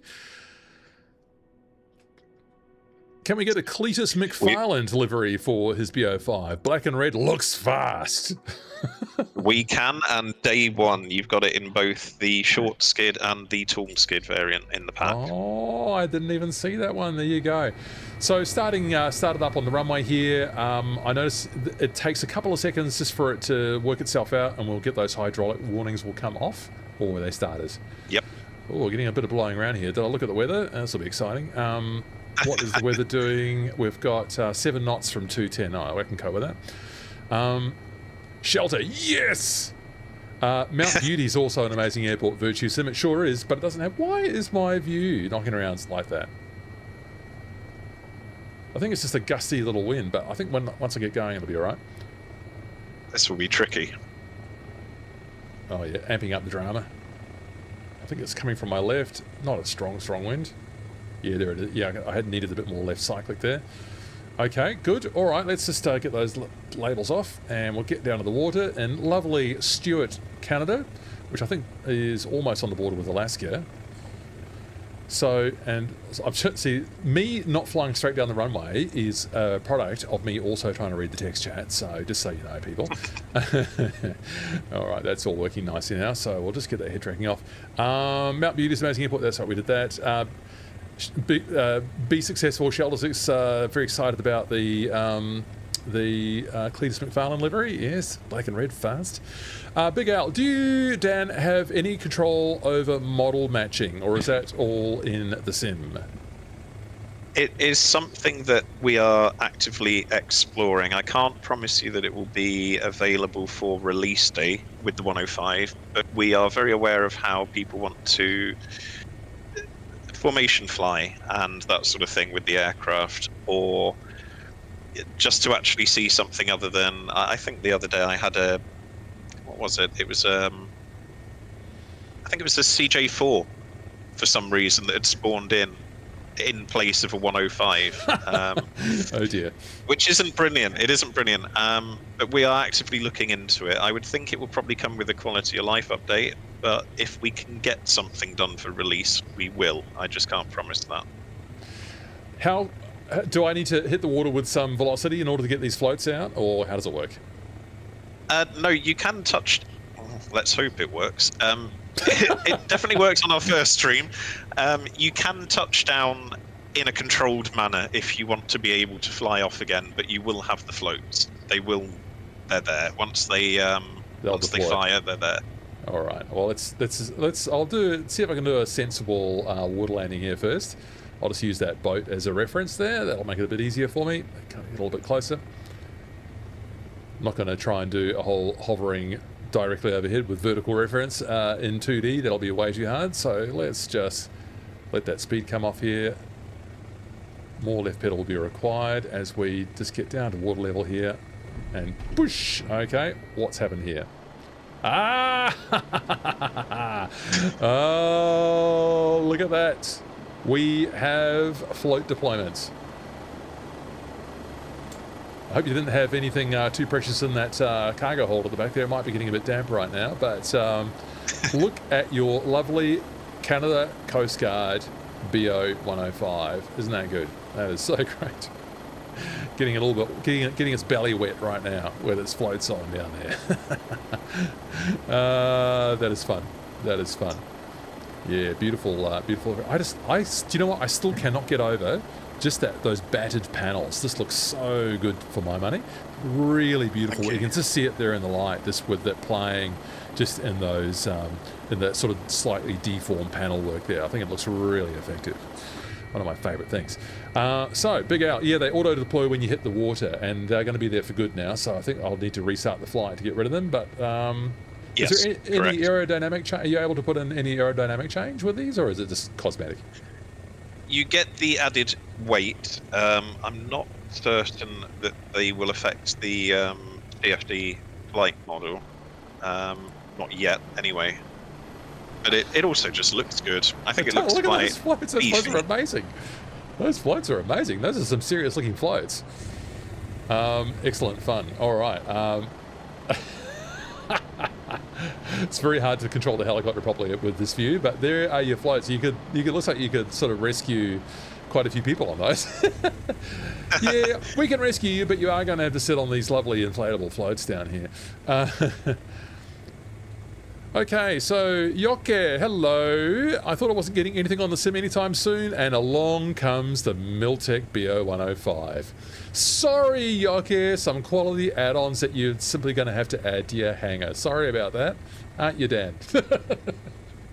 Yeah, I make no apologies for this wonderful 105. Everybody needs it, in my opinion. There we go, straight from the source. All right, let's try some aerobatics. This is going to be a disaster, so let's... we're just joking around, Yokia, no worries. So let's get down to the most beautiful country in Microsoft Flight Simulator, New Zealand. And what would be a suitable airfield? I've got lots of add-ons here, so please forgive all of that. Rotorua will be good, and that's... Yeah, Rotorua is a lovely place. Yeah, yep. Nice and stinky from its geothermal activity.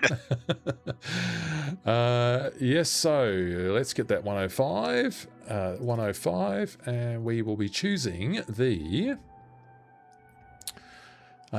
quite happy, Yoke, with your Miltech aircraft so far. Excellent stuff. So, yeah, this is the first...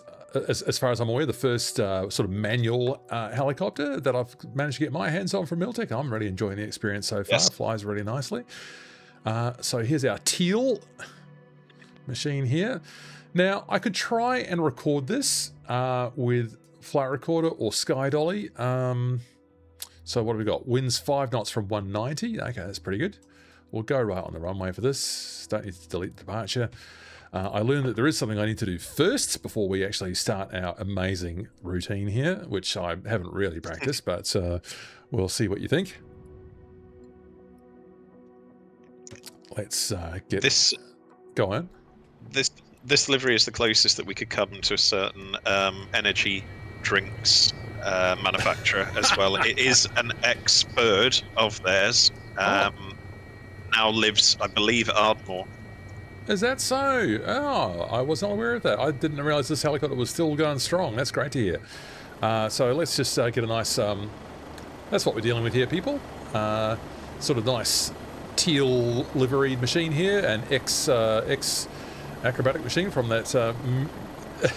Does it give you wings, is the question. It did once, yeah. It did once. So I'll just say it so that Dan doesn't have to, but I gather there are commercial concerns around offering a Red Bull livery, so that's perfectly understandable. I would imagine that the Ingenuity Flight Simulator community, who are not bound to those commercial concerns, might come up with their own liveries if that's important to you. So that's the situation with your Red Bull's livery. So we've got some alternatives here for you, but if you wait and see, maybe someone else will use your ingenuity to come up with something. a good point on that. As part of our new community outreach strategy, we have had the paint kit with various FlightSim.to repainters, and I can tell you with confidence that as soon as the 105 drops in the shop, you will be able to grab the Red Bull schemes from FlightSim.to. We haven't made them ourselves, but some very talented other guys have. And if there are any other talented repainters out there, get in touch with me on Discord, and we can probably get you the paint kit. Nice stuff. There you go. And you can have it on day one. All right, so here's a aerobatic version, and it's just got this device here on the aft of the skid. And the way this works is that you left click and you can load different colours. So I don't know, we'll try green, I suppose, or we'll try a dark one on the other side. Just go under here, which is very unsafe, but we'll just get this one loaded up as well. That's blue. What about I said I wanted a darker one. Purple. Not quite sure how bright I found these colours down, but we'll give this a go and see what happens. So yeah, we've been having some challenges with FS24 and switching FX. It's something that we are hopefully going to resolve for release. Otherwise, it will have smoke. It just might be more a suggestion of colour. Okay, gotcha. Question from Oz67 there. With the mission system, and I'm not quite sure if you mean Korea or the Miltech Mission Hub or something else, Oz, is there an achieved mission or check mark once the mission is completed? Dan, is that clear to you, what they're asking? Well, I can answer from a mission hub, Miltech Mission Hub point of view. We have many missions that are led, often with voiceover, with bits and bobs like that, and they will lead you through and tell you how you're doing, what things are going on, and that sort of thing. With regards to career mode, I'm not too familiar with the actually flying career mode side of the fence, so I don't really know there. No worries. Okay, so let's just get this over here so you can see my controls. This is somewhat goes against the grain for helicopter flying because you're using really radically strong movements on your cyclic. So I wonder if I can actually bring in my overhead camera as well. You might need to drop fuel for a bit of stability, and left rolls are often easier, if that's the word, than right rolls. Yeah, true. So my overhead camera is currently off the screen, is it? Or okay, I might just be giving up on that if I can't make that work. Overhead, it says it's on. All right, well, I'll just turn that off because I don't want to muck up anything else. All right, so we'll just leave that there. You've got the input viewer. And sorry, less fuel, Dan. Is that what you're saying? Yeah, it's as little fuel as you can comfortably fly with, which is, to be fair, what the RB ones will do at air shows and things. The RB ones have a slightly adjusted system, even still. There's no difference to the rotor head and the way that all the gearboxes work, but they do have slightly different setups, I believe. We haven't simulated that because it's not prototypical for the majority of the aircraft, but this is still fully aero capable. Oh, now look who's just walked in, Echo 19, and I've just found an audio feature which I only just discovered. And that is the noise cancelling. Yeah, so Echo 19, great to see you. Thanks for calling by, Tyler. You are just the best. We're very impressed with your work in this machine. So this headset, I'll leave that like that. So yeah, I'll leave that like that for this flight there. So there's a noise cancelling feature there. I've only just discovered that and when I unloaded some cargo, so that's a bit of an interesting. Anyway, we'll leave that all of that there, and we'll admire my. It's slightly in my way, that view. Oh, I'll deal with it. So the thing I like most about the sounds, Echo 19, is the variable pitch in the gearbox, which I think really helps to convey the power that's being applied at any time and the sort of the stress or not that you're putting your machine under. So I'm really impressed with that. Now, I need to toggle that aero smoke, and I need a binding because I haven't done that. So that's just with a smoke toggle. So I'll put that on my I'll put that on my joystick base, and we'll just call it smoke in here, smoke toggle, and I think I'll just use my main trigger there, and I'll have to remember to turn that off at some point. Am I asking for trouble doing that? Do you know what? I think I am. I might just put this on a different button. I've also got that on I've got that on a column switch as well, so I might just redo that. So go back. I'll put it on this one. I don't think that's a conflict. Joystick button 36. Okay. So let's look outside. Let's look inside. Let's get flying. And we'll admire Echo 19 sounds here. Is it loud enough, Echo 19? Do you want it louder? There we go. You let me know if you want it louder still. So I've got very benign conditions here. Jumping off the ground there. Beautiful hissing sound there. I interpret that as the sound being reflected off the surface, which I like. Might just go for the smaller cowling there. Oh, I was about to say. Alright, so just gaining speed here. So I'll just do a kind of a climbing turn over here to the right. Yeah, left turn's easier, Dan, yeah, in aerobatics? Yeah, left rolls certainly, yeah. That's what I'm told by the guys that like arrows. Yeah. Oh, there's the air traffic control telling me off. Air traffic control, you've got no idea what I'm about to get up to, so don't start complaining now. It's going to get worse, ATC. It does support career mode. We were just talking about this. If career mode's really important to you, I would recommend maybe holding off a day one purchase until you find out what the experience is like with the third-party resellers.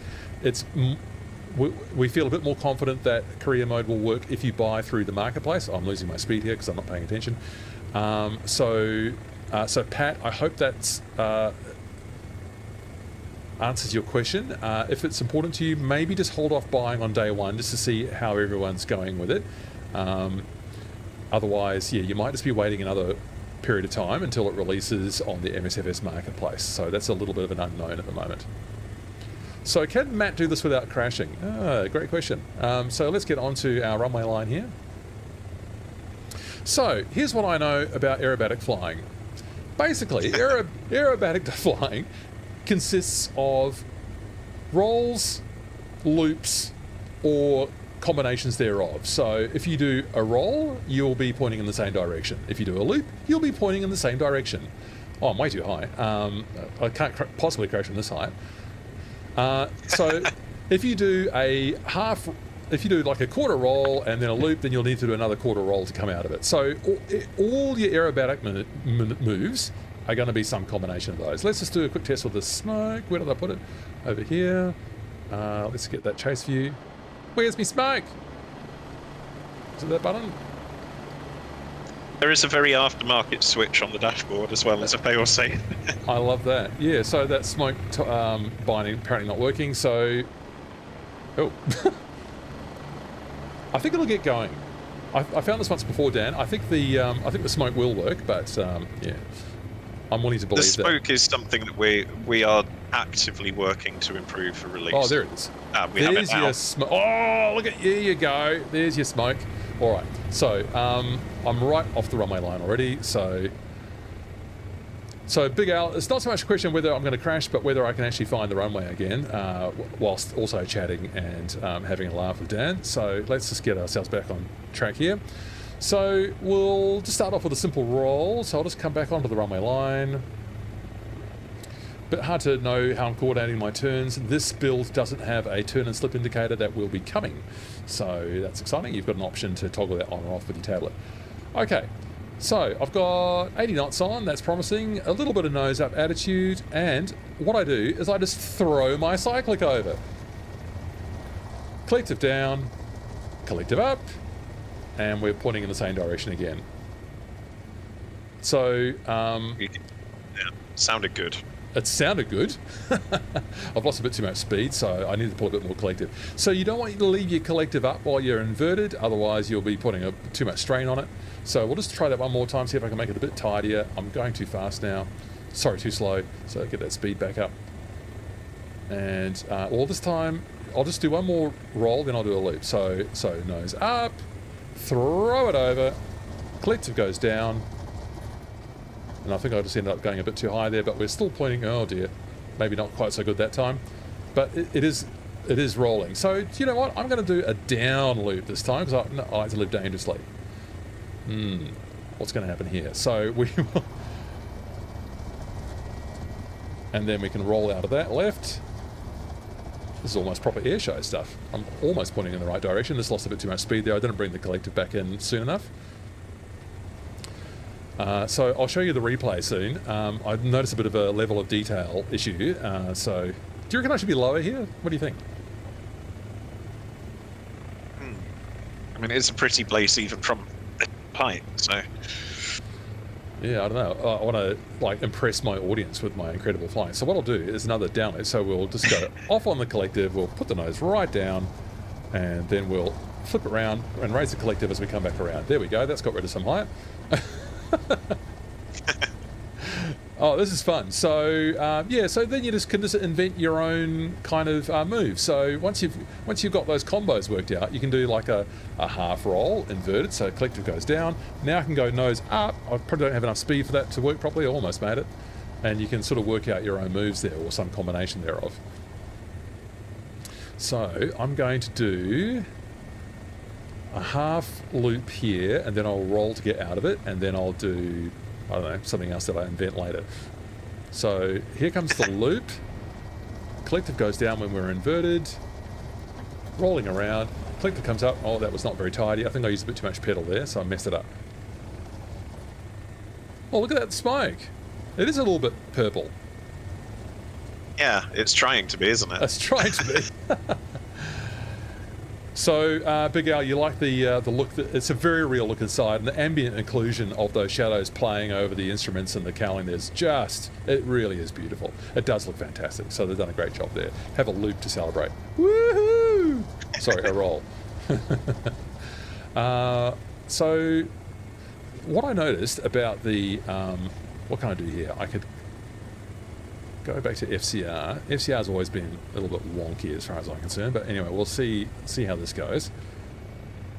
I'll play the last couple of minutes. I think the only thing that you might see wrong with this is I think sometimes it can make the rotor coding funky. That's not us. That's just how things are interpolated. Yeah. I'll try flybys, might be a bit better here. If I look from the ground, we'll end up with LOD issues and...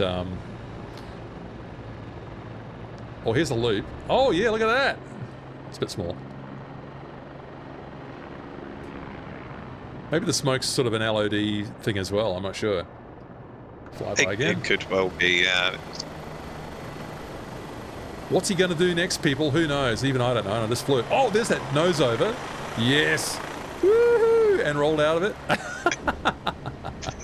Hey, this is fun. Although I lost it there a bit, didn't I? Anyway, there we go. Another flyby shot. Chase plane's great for this stuff.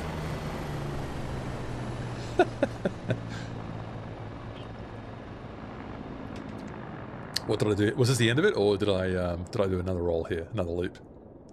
Flyby.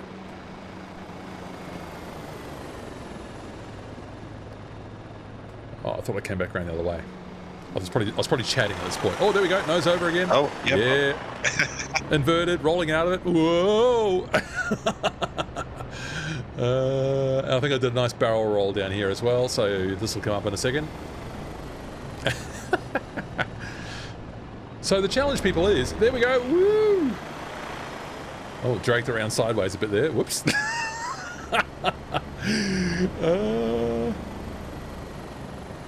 Virtue Sim. Is the gearbox oil capacity simulated? I hope not. I mean, no, we haven't done that much just yet.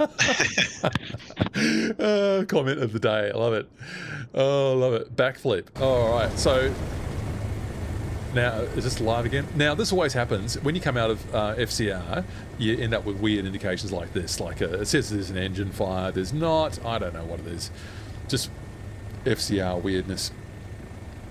Be quite nice if they could actually make this a little bit better. Oh, I'm down on the ground again. Now, how'd that happen? No! Take plane control. Right, you have control. That's what I want.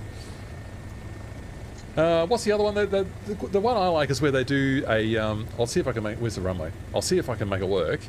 Is where they do like a slow climb up and then do like a pedal turn just as the airspeed comes off and then drop it down. That's a pretty cool move.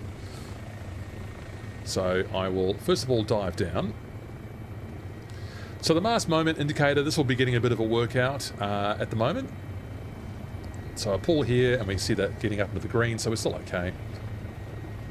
So let's try this. We will slowly climb up. So I've got the... I'll just get FCR recording again. This will probably not work properly, but we'll see how it works. Oh, that's FSR, not FCR. Too many add-ons. Too many add-ons. Right, so that's recording. We're just about out of airspeed here. So we will do our pedal turn now. Keep it level. Drop the nose down. And there we go. And we can do a twist to come out of that. Pull the collective to rise up there. That would have been pretty good for the audience. Yeah, that was good. Yeah, so you just, people, what you do is you just kind of work out each maneuver that you want to do and then sort of work out the combos to make it happen. Whoa, that's a bit dangerous. Uh-oh. Big Al was speculating about how soon I was going to crash it. I want to go back and look at my replay of my amazing work I just did this in. So let's just get that back here. Oh, yeah, so let's get this out here. Get that playing, and we'll get the flyby view. Oh, there we are, starting to drop down now. Doing that turn. Nose drops down. Oh, yeah, that's pro level stuff. And then twisting out of it. Yes! Don't know what's happened to the smoke, though. There it is. Okay, that definitely deserves an action replay, if I do say so myself.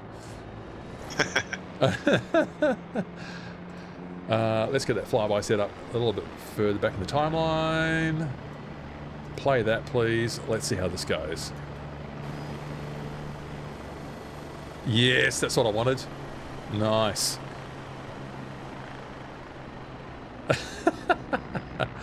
It's fun. That's really fun. Good stuff. All right. So, take replay again. So, what? Take control is what I'm trying to say. Take plane control. Nice one, and not crashing at all. Oh, I should hope not. I should hope not. Virtue 7, good hover practice is to do a pirouette over the runway centre line whilst slowly following that centre line. Oh my god, that's very hard when you're not in 2D, when not in 3D. But if you want to see me make a fool of myself, Virtue Sim, I'm up for it.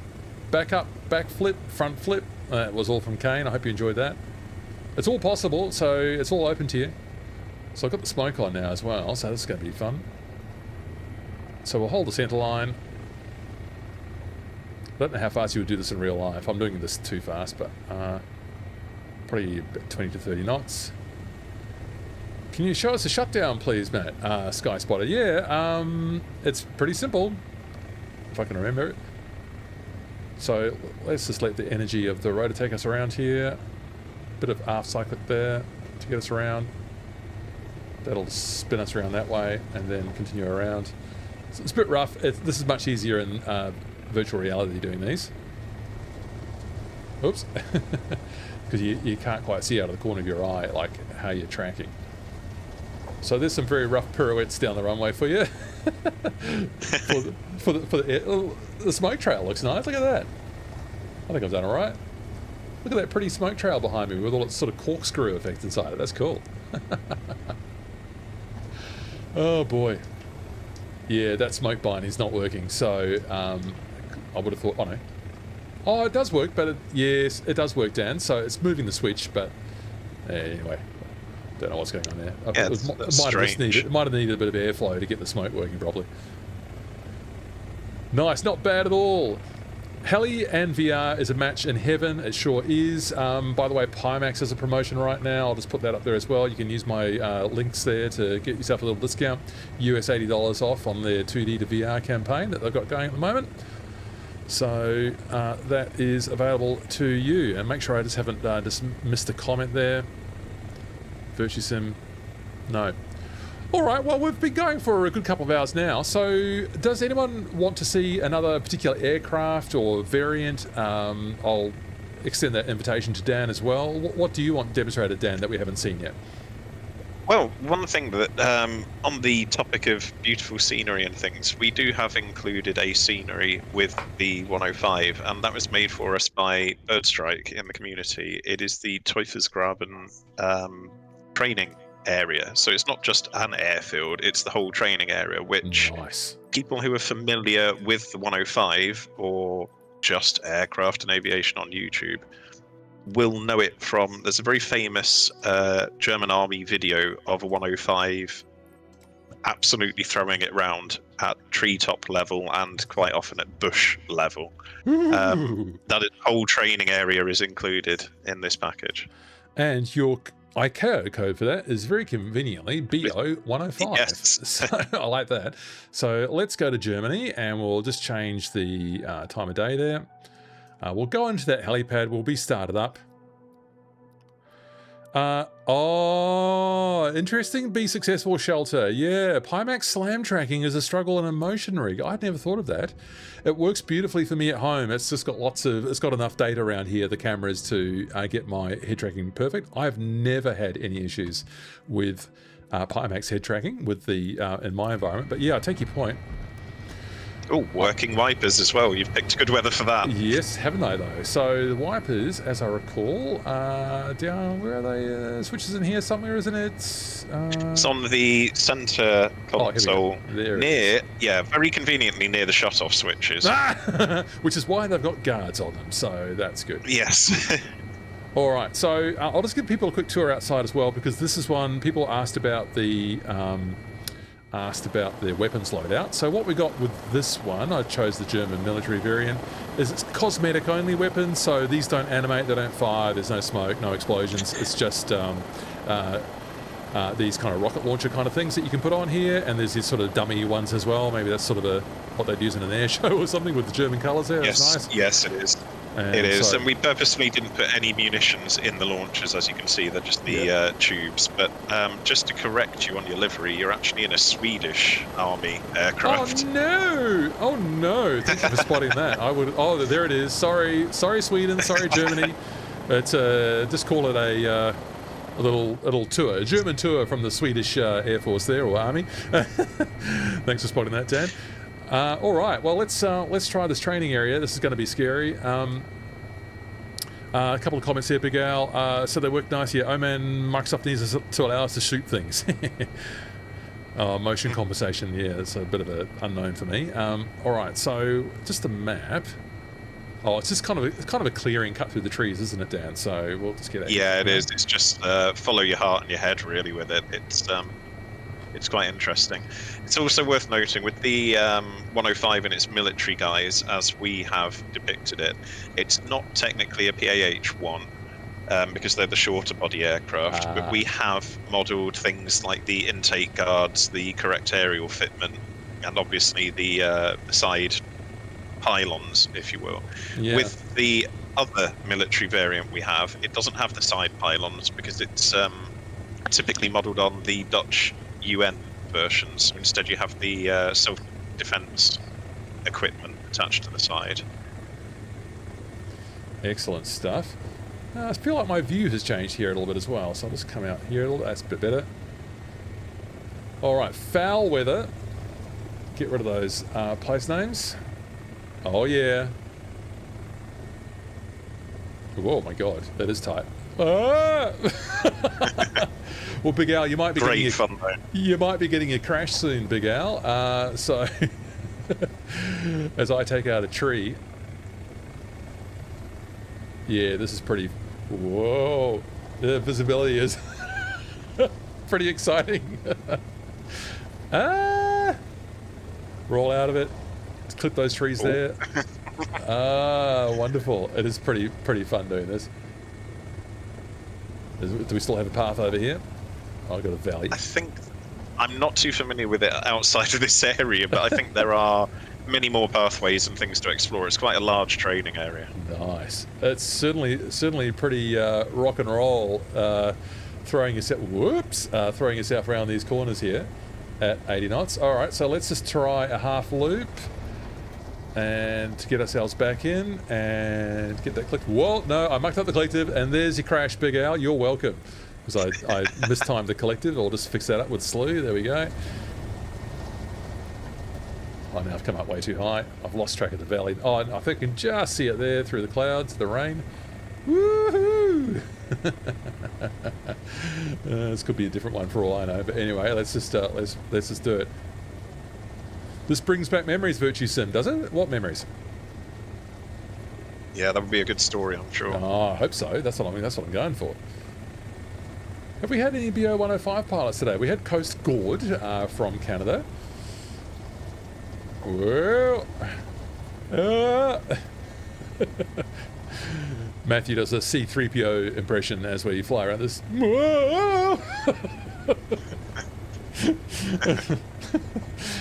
This is going to be fun, Big Al. I think you'd have to be a pretty hard-hearted simmer not to enjoy throwing this around through those trees. Whoa! Well, I've lost the main valley, but this one's still quite fun. Got a bit unstable there as well, just to add to the craziness. You were in the Dutch Air Force, Virtue Sim. You flew the Bo-105. Wow. Yeah, I made sure to include a few Dutch liveries for our Dutch friends. You're so welcome, Shelter. Thanks for coming along. And well, just for Virtue Sim, because you've got some experience, we'll make sure we show you a livery as well, and you'll be able to enjoy it for yourself later on. So Virtue Sim, like, how does the what you're seeing? How does that tally with your memories and your experience?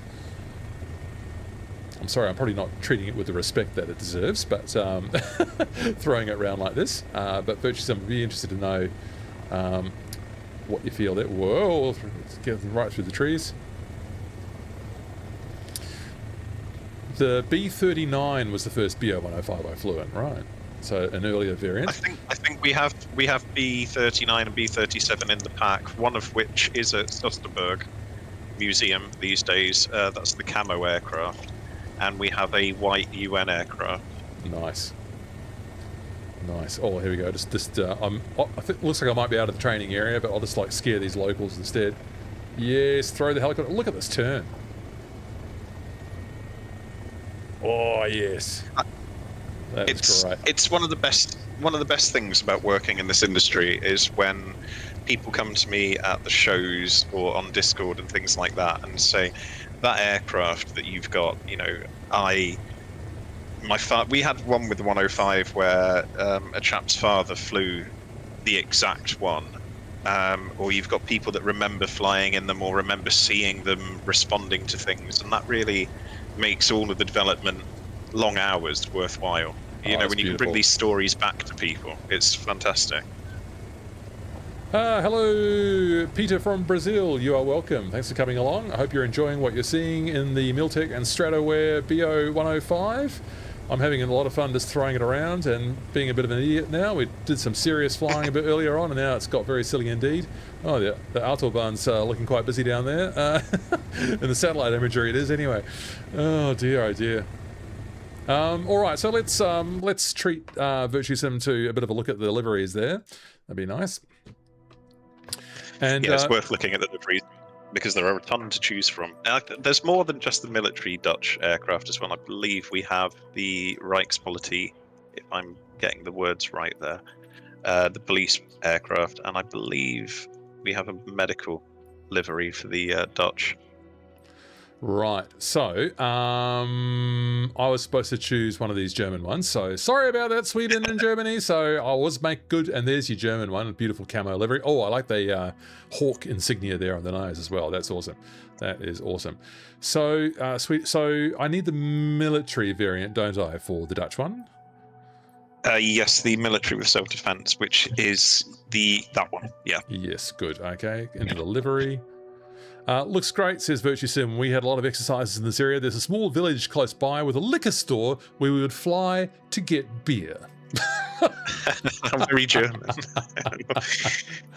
Excellent stuff. So is this yes, RNLAF? Yeah. Oh, here you go. Yes. So that's the aircraft that is resident at Sosterberg, and I believe I painted it up in its current guise. And then you have the UN aircraft, which it's not the most exciting paint scheme, but it is a historically important aircraft. Well, we've got a community member, Sophia, who prefers white. She likes flying only white ones, so she'll be pleased to see this one. Hello, Sophia. So there we go. The Kosovo variant, that's right. So yeah, let's just treat Virtue Sim and we'll get this into the sim and have a look. It's always difficult when you're choosing these liveries because we try to do things that affect people, and the UN Dutch aircraft are obviously historically and politically sensitive, but equally important to tell the story. Oh, Peter doesn't understand anything, but uses Google Translate. Good game, Matthew. Thank you, Peter.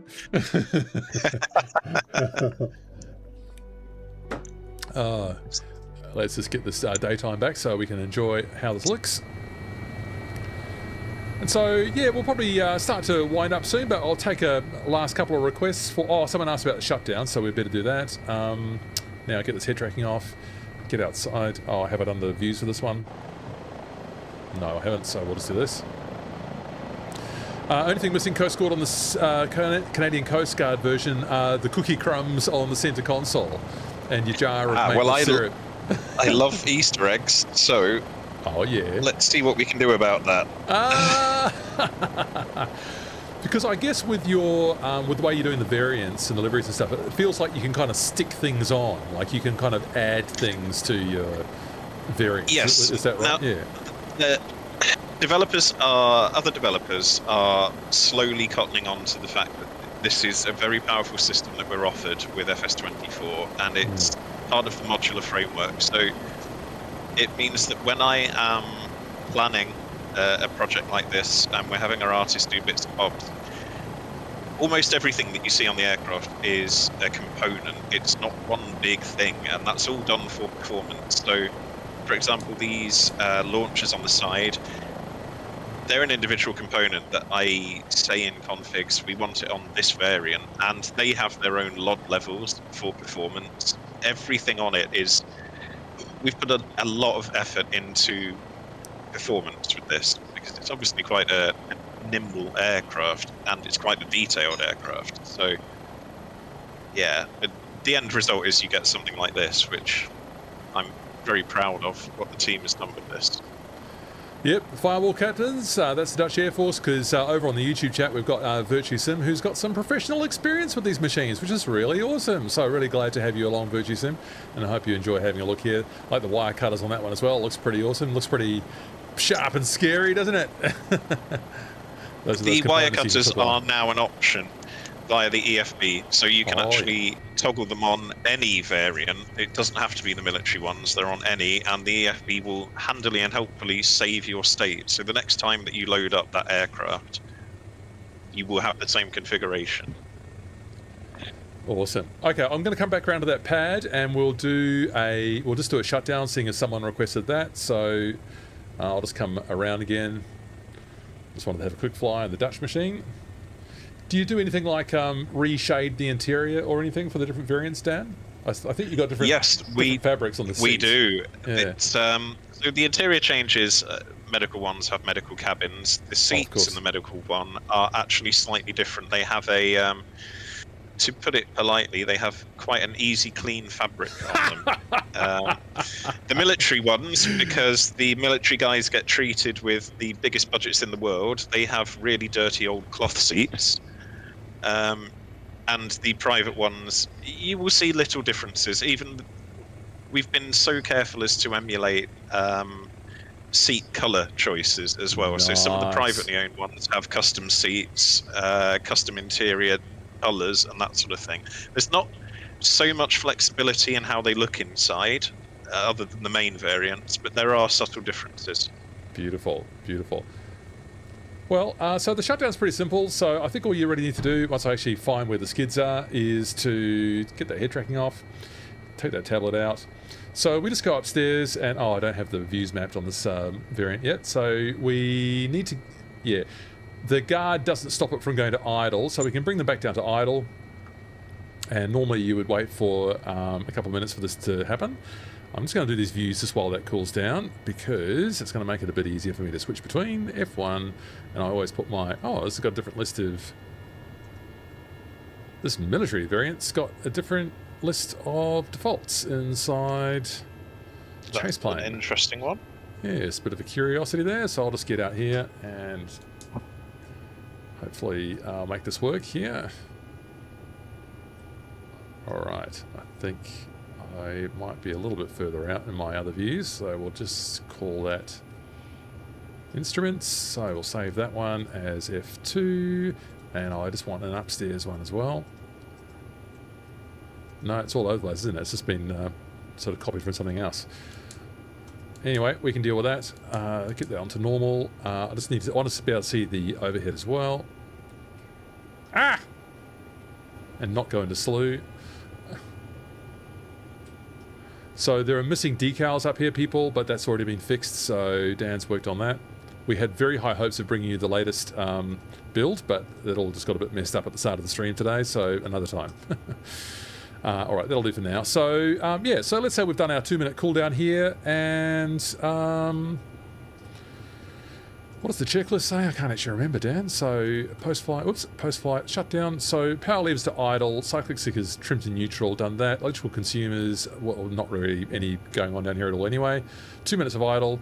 Both PCLs to off. That's it. So, oh, I forgot to save that position. What an idiot. So, anyway, let's do that. So, we need the guard in for that, people. So, you've got a little safety guard here. They go in. Then this comes back to off. And then we all see those. Oh, for God's sake, Matthew, you didn't save the position. So, those go down like that. Have a bit of light there if you like. Those lights look lovely. And Dan says they've already got the post lighting on these two instruments worked out. So, that's going to be done as well. Fuel pumps, all 4 fuel pumps go to off, so that's just done on the upstairs as well. That's them, 1, 2, 3, 4. Generator switches can come off. Battery is still on, so they come off. The starter guard, oop, no, they come this way. To vent, that's right. Rotor brake, yeah, and rotor brake. Clean up switches and turn the battery off. That's it. So it's pretty, actually, for a twin engine helicopter, you know, it's pretty easy to start up and it's pretty easy to shut down. So no one's going to get too tripped up there. Dan, does the sim allow you guys to do a lot more with aircraft that you haven't even done yet? Oh, that's a big question. Yeah, I mean, FS24 is an incredibly powerful engine to work with, and I feel that whilst we think we're pushing it with every project, I think we're only seeing the start of what we'll be able to do with this. Yeah. Well, it's exciting times. I mean, I feel we're in it. Golden age. Hey, did I see a weird rotor animation there? Yes. I think the hub, I can see through the hub in this variant. Yeah, some of these things we're aware of, and it's unfortunately things that we can't necessarily fix. Without going into detail from a sort of game's background point of view as to what's going on there are, whilst we're getting there with FS24, some things are still a bit immature. I think is the most civil way to put it. Nicely done. Night vision compatible panel lighting. I could just try does the Z work? Head tracking on. Well, what do you think about that? Virtusim? Those radios are readable. I think I can see all those gauges. So I'm calling that a provisional yes, Virtusim. I hope that's all right with you. Yeah. Very thorough testing where I just turn it live on a stream and see what happens. Yeah, why not? That's the fun. You never know what's going to happen with these things.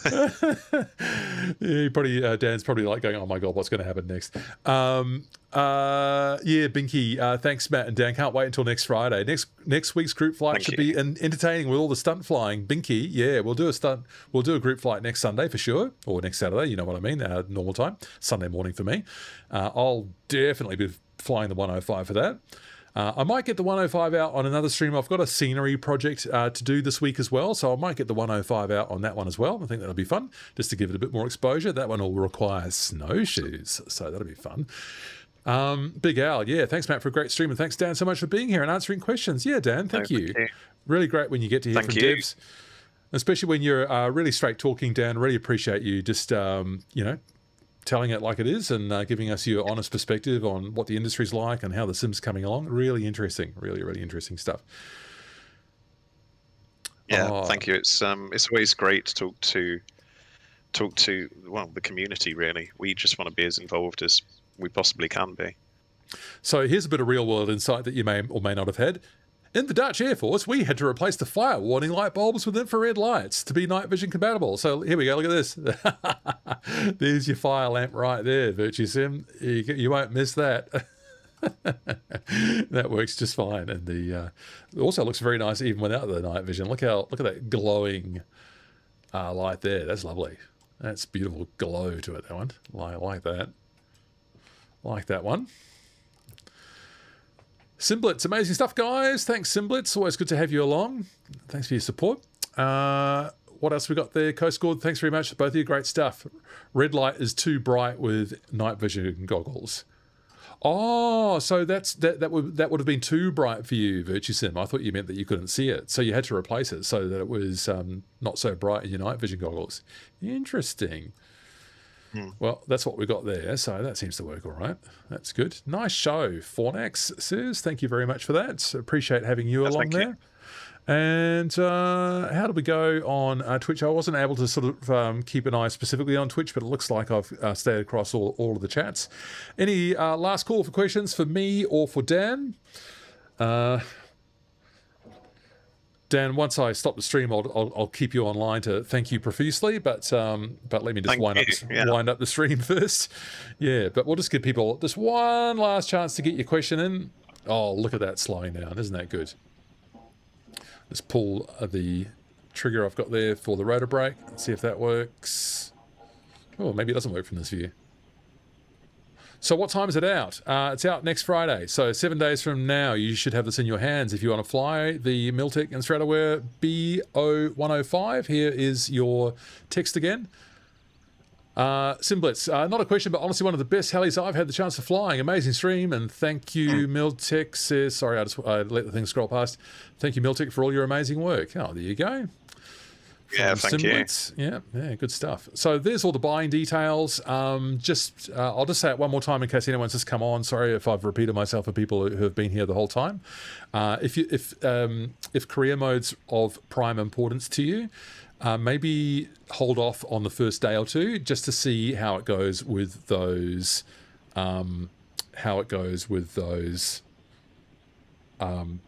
The compatibility with the career mode with the third-party resellers. So just hold off for a day and make sure that everyone's happy with career mode compatibility. I know Dan and the team are working on it as well, so that's a factor. And also, if you do want it through the MSFS marketplace, you might be waiting a bit longer just for them to get it all ingested and online there. That's out of the hands of Miltech and Stratoware, so it can take a little bit longer. So we'll see how that comes along. Big Al, yeah, Saturday. Yes, the release time would be Saturday Australia time, like pretty much right now. Yeah, so 7 days from now. Stefan, thanks to both of you. Thank you. Yeah, thank you. All right, Dan. Well, I give people there a chance to get in with their question, and I've not had someone get a last question. It'll happen as soon as we stop the stream, but I'm going to leave it on the beautiful exterior shot, and I'll mute us for a moment. I'll just get you to mute yourself down once we're off. But Dan, I've really appreciated having you along today. I hope it's been a really fun experience for you too. I can see you've put a lot of work into it. You, of course, and the rest of the Miltech team, Ardy from Stratoware, real labour of love for him. So just really exciting to see it all come together. Really great to see you represented for the team today.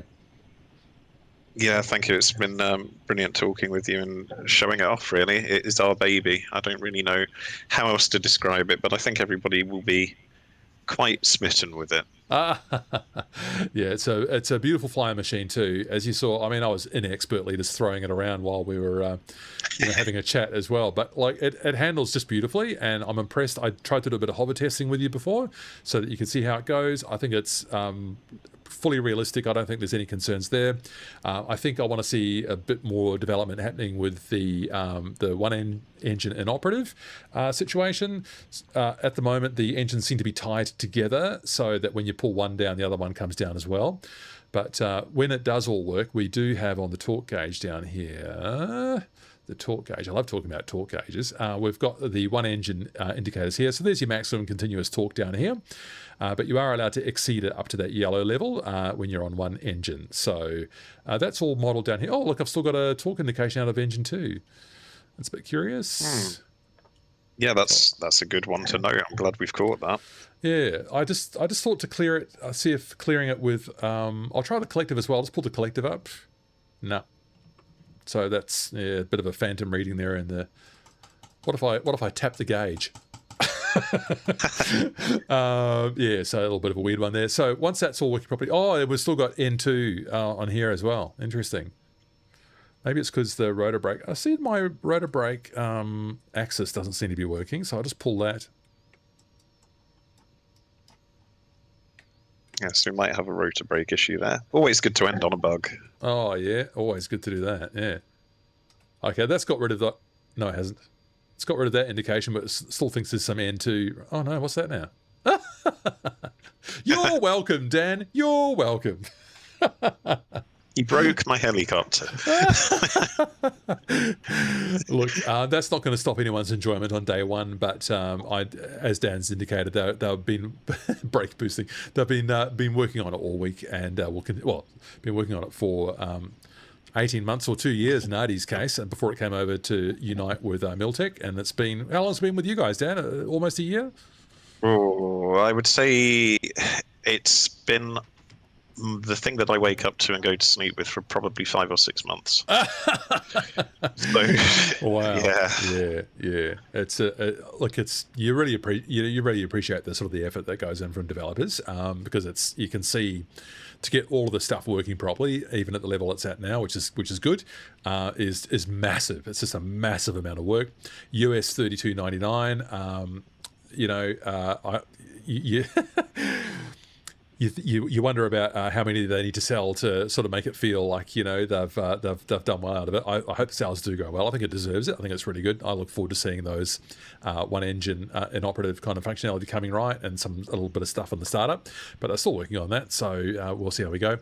Firewolf Captain. Some of the old MiGs, like the MiG-21, have that gauge tilted too. I love these tilted gauges. I think you sort of read it from a pilot's perspective. I think it's just they look really great. Really nice touch. If I recall correctly, it was easier to read then and made more sense. It was more accurate then, sure. Big Al, yeah, I agree. That's just what I was saying, isn't it? Yeah, that we, as a simmer, forget how much time the devs put in, as Dan was just saying. Going to bed and waking up with the Bo-105 every day for 5 or 6 months. Maybe that gearbox oil is simulated anyway. Who knows? Virtue said, very funny, very funny. All right, team, great to have you all along in the stream today. I'm really grateful for everyone who came on YouTube. If you were sticking with the whole time, I had a few frame rate issues. I apologize for that. You learn something new every time. I thought I'd set the quality output to Dan's screen share. It seemed that it got overridden when I actually started it, and I had to go back and change it. Then it all came right. So that was a bit of a screw up on my part. Sorry, guys, but. Big Al, thanks. We'll see you later on. And everyone else, one final goodbye from you, Dan. Yeah, goodbye, and thank you for watching. Yeah. All right, you mute yourself there, Dan. I'll just catch up with you by voice in just 1 second, and we'll let this stream play out. And everyone else, thanks so much for coming along. Zombie Jace, it's a miss from me, one of the worst. Oh, okay, all right. Well, no worries. You can wait for the dolphin. That's fine. That's your choice. You've got your buying power there to use it as you see fit. I think the panel finish and the exterior finish I'm actually finding really impressive for me. Andrew, thank you both. Thank you, Andrew, for sticking around. Really great to have you along in the stream today. So thanks everyone. I'm going to switch myself off now. Dan's got himself muted, and I will catch you all in another stream real soon. See you later. Bye now.